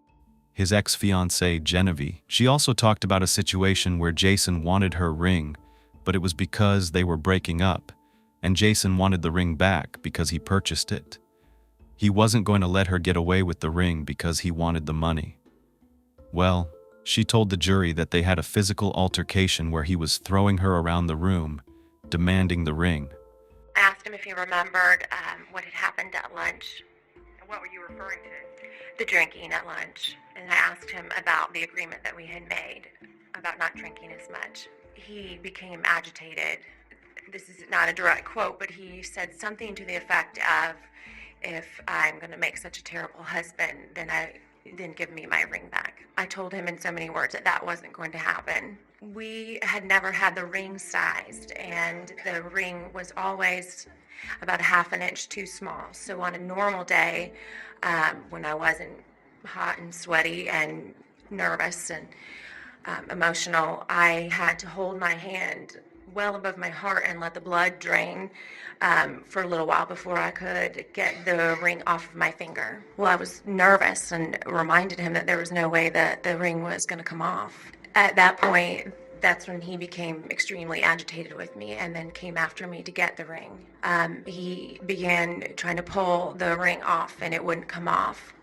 So at that point, I was becoming very emotional and upset, and he was pushing me around the room. He was throwing me from one bed to the other, and I was slipping and pulling and trying to, whenever I neared the floor, trying to get onto the bed, and jumping on me with all his weight and pinning my arms, both of them, behind me, so hard that I felt like my arms were going to come out of the sockets, the shoulder. I saw his face, and his eyes were glazed over and didn't show any emotion. I don't remember verbatim what I was saying, but I know that I was screaming and yelling for him to get off of me, and was very upset. I would get close to the floor, and I just try to pull myself back to the bed because I knew that that was going to be the place to be where I wouldn't get hurt the most. Eventually, he did get the ring off. It did cut my finger when he pulled it off. So sure, he was a jerk, he was a cheater. But was he a murderer? I think one of the saddest testimonies I heard was from Linda's mom. Linda's mom was a great mom, and that's why Jason wanted her out of the picture. I'm telling you, it makes sense. She could see through his facade. She knew he wasn't a good person. Had you witnessed arguments and fights between your daughter Michelle and the defendant? It was, yes, I have, but I also witnessed a lot of belittling, mocking her and putting her down. She seemed to be more unhappy than happy. She was always talking about negative things, that things weren't going right. And then when a day came that something was good, she was just like, oh, you should see how, how great it was. And then that was gone. I mean, there were points, and she was holding on to those points. When I was there that last time in October, we were sitting watching TV. The guy, she had her head on my lap, and she was lying out, and I was stroking her hair, and she was empty. She was just, it was almost like nothing to live for. Things weren't working out with Jason. Before we left, I was telling him about, he had said to me that things aren't good because, she doesn't want to have sex with him. And I was telling him, that you don't want to go down that path of having another woman on the side. And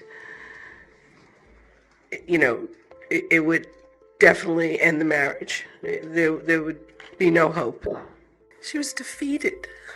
She had so much to offer. There was so much about Michelle that was just she was an NC State cheerleader. I mean, she had that pep, that energy, that vivacious, she loved life. And he took it away from her. Just took it away from her. How, Miss Fisher, how did you learn about Michelle's death? Meredith. And she said, Mom, Michelle is DEAD. And I'm like, what do you mean? That can't be. Did she just pass out? Maybe she just passed out.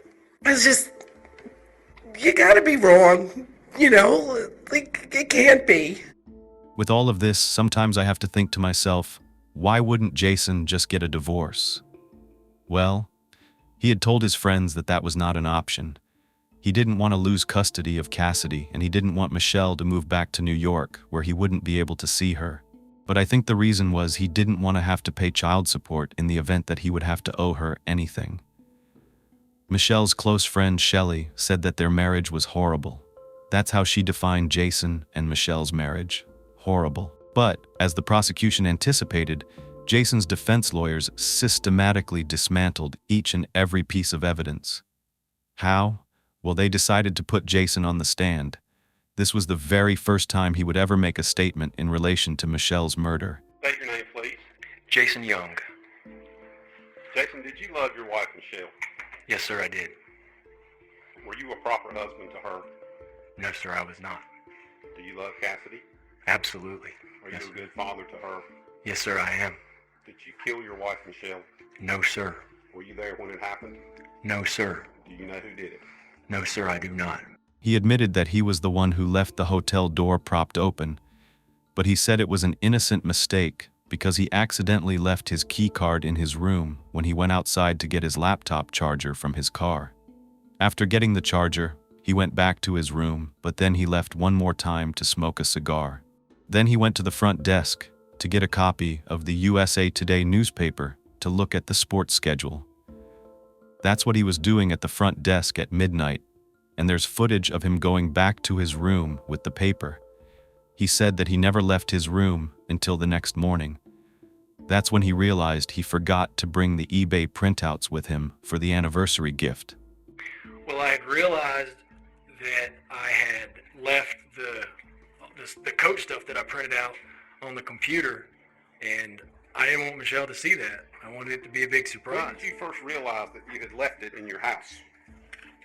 I realized that after my meeting, after I came out with my meeting from with Miss Sproles, and I was loading my car up, my computer bag and stuff like that, and when I'm putting that stuff, loading it back in, I realized I didn't bring those papers. And Why so, was it important to you that somebody get those papers? because I wanted it to be a surprise. We had, I discussed, we'd had a pretty big fight, the one where she said that I threw the remote, and on top of that, I was getting, you have heard testimony about, I kind of got scolded from Linda and some people about not doing enough for the anniversary, and their anniversary meal didn't go right. So I really was wanting to kind of make up for a lot in a big way, and I really wanted it to be a surprise. A surprise to Michelle means so much more. He said he was 30 minutes late to a sales meeting because he got lost. Well, the start of the directions, the interstate 77 to 81 was really easy.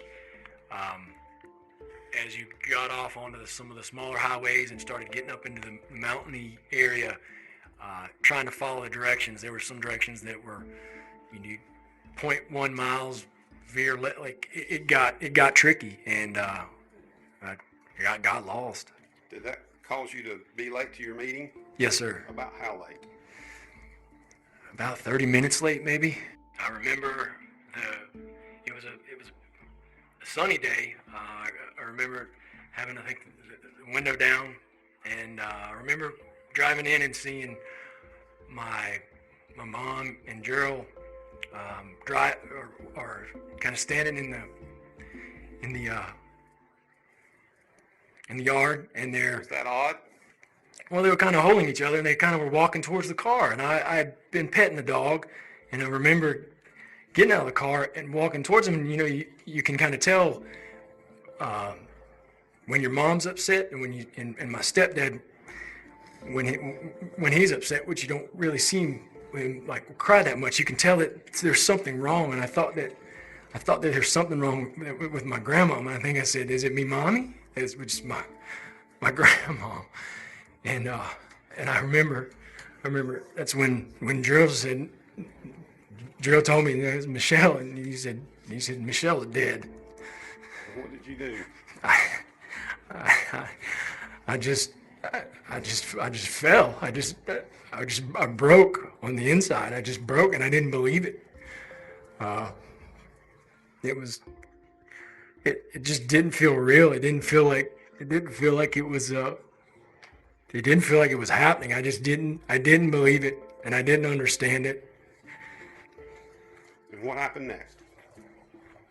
I remember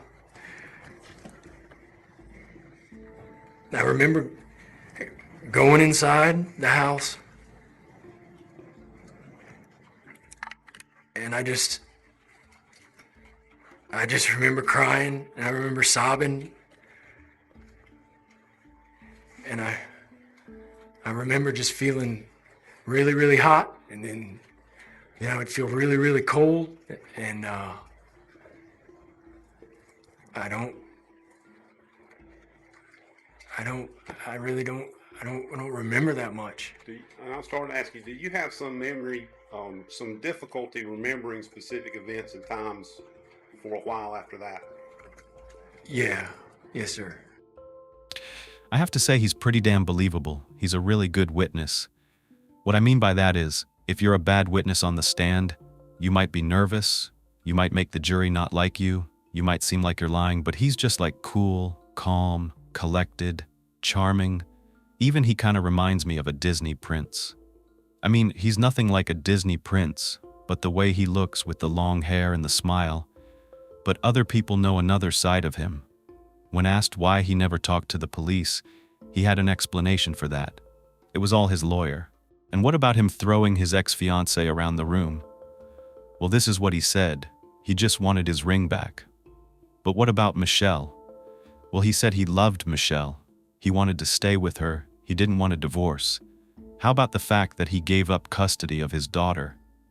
Well, his explanation was that he lost his job due to being under the microscope by investigators, and he couldn't afford a family law attorney to fight Linda.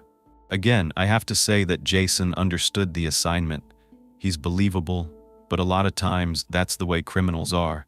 That's how they think they'll get away with it all. But like I said, there was another side to Jason. His friends had seen it, especially when he'd been drinking. But there were things that the dents brought up, that the jewelry box in the bedroom had another person's DNA found on it, and so did one of those cameras. It had someone else's fingerprint on it. As for those internet searches, his defense said, "Oh, those were not what you thought. He was involved in witnessing an accident, so he was Googling a few things in case he was questioned about it." There was no forensic evidence tying him to the crime, no blood, no injuries found on him. Well, prosecutor Becky Holt was ready to tear apart every one of Jason's claims. She went hard on cross-examination. She was ferocious. She asked him, "Were you working on your marriage when you were effing Caroline on the couch less than 2 weeks before Michelle was found dead?" Of course he said no. Mr. Young, you said that you testified here before this jury that you were working on your marriage. I think marriage is something that people are always working on. Were you working on your marriage when you were having sex with Caroline Sowerby in your home less than 2 weeks before your wife was murdered? No, ma'am, that was not the way to work on a marriage. That was very detrimental. You said you've talked to Michelle Money. You talked to her a lot. In fact, you know that the police have documented over 400 times that you had contact with her in a very short, in a month's period. Does that sound about right to you? Yes, ma'am. Were you working on your marriage when you called Michelle Money? Michelle and I confided a lot in each other, and we talked about my issues with my wife, and she talked about her issues with her husband, and we both tried to kind of help each other out in regards to things we could do to make the other person more loving towards us. So is the answer yes when you had an affair with Michelle Money, that you were working on your marriage? No, ma'am. Having the sexual intercourse and having the intimacy was very detrimental to that. After an hour of cross-examination, the case was finally handed over to the jury. When it came time for deliberation, there was no way of knowing which way the jury would swing, and it turns out they didn't swing either way. In the end, they couldn't reach a unanimous verdict. They were deadlocked 8-4 in favor of actually acquitting this man. So the judge was forced to declare a mistrial. This was a devastating blow for Michelle's family. He charmed them, didn't he? I thought he could, and he did. However, the declaration of a mistrial came without prejudice, so guess what? The prosecution was free to file the exact same charges, and they did. Just 7 months later, Jason's second murder trial got underway in March of 2012. This time, the prosecution doubled down on their efforts to show that Jason wasn't who he said he was. Still, there was no forensic evidence found, but there were plenty of witnesses who painted a picture that didn't look anything like the happy family life that Jason was trying to convince everyone of. The gas station attendant, she was pivotal. She testified that Jason was the one she saw at 5:30 that morning, giving her a hard time and cursing at her. This contradicted his claim that he was asleep at his hotel. But some of the most heart-wrenching testimony came from Cassidy's daycare teacher, who shared that she had watched the little girl playing with dolls in the days after her mother's murder. While she was sitting there, she had dolls in her hands, and while one was hitting the other one with a chair, she said that Mommy was getting a spanking for biting. When she laid down the dolls, she said that Mommy had boo-boos all over her and red stuff. The prosecution drove home the fact that there had been a silent witness left behind, and they really showcased the significance of Cassidy not only being spared but being washed up. Cassidy would have had to feel comfortable with whoever was helping her, because there was a time when Shelley, who was Michelle's best friend, tried to change Cassidy's diaper the night she was over there watching Grey's Anatomy, and Cassidy wouldn't let her. So it had to be someone that this little girl trusted, someone like her father.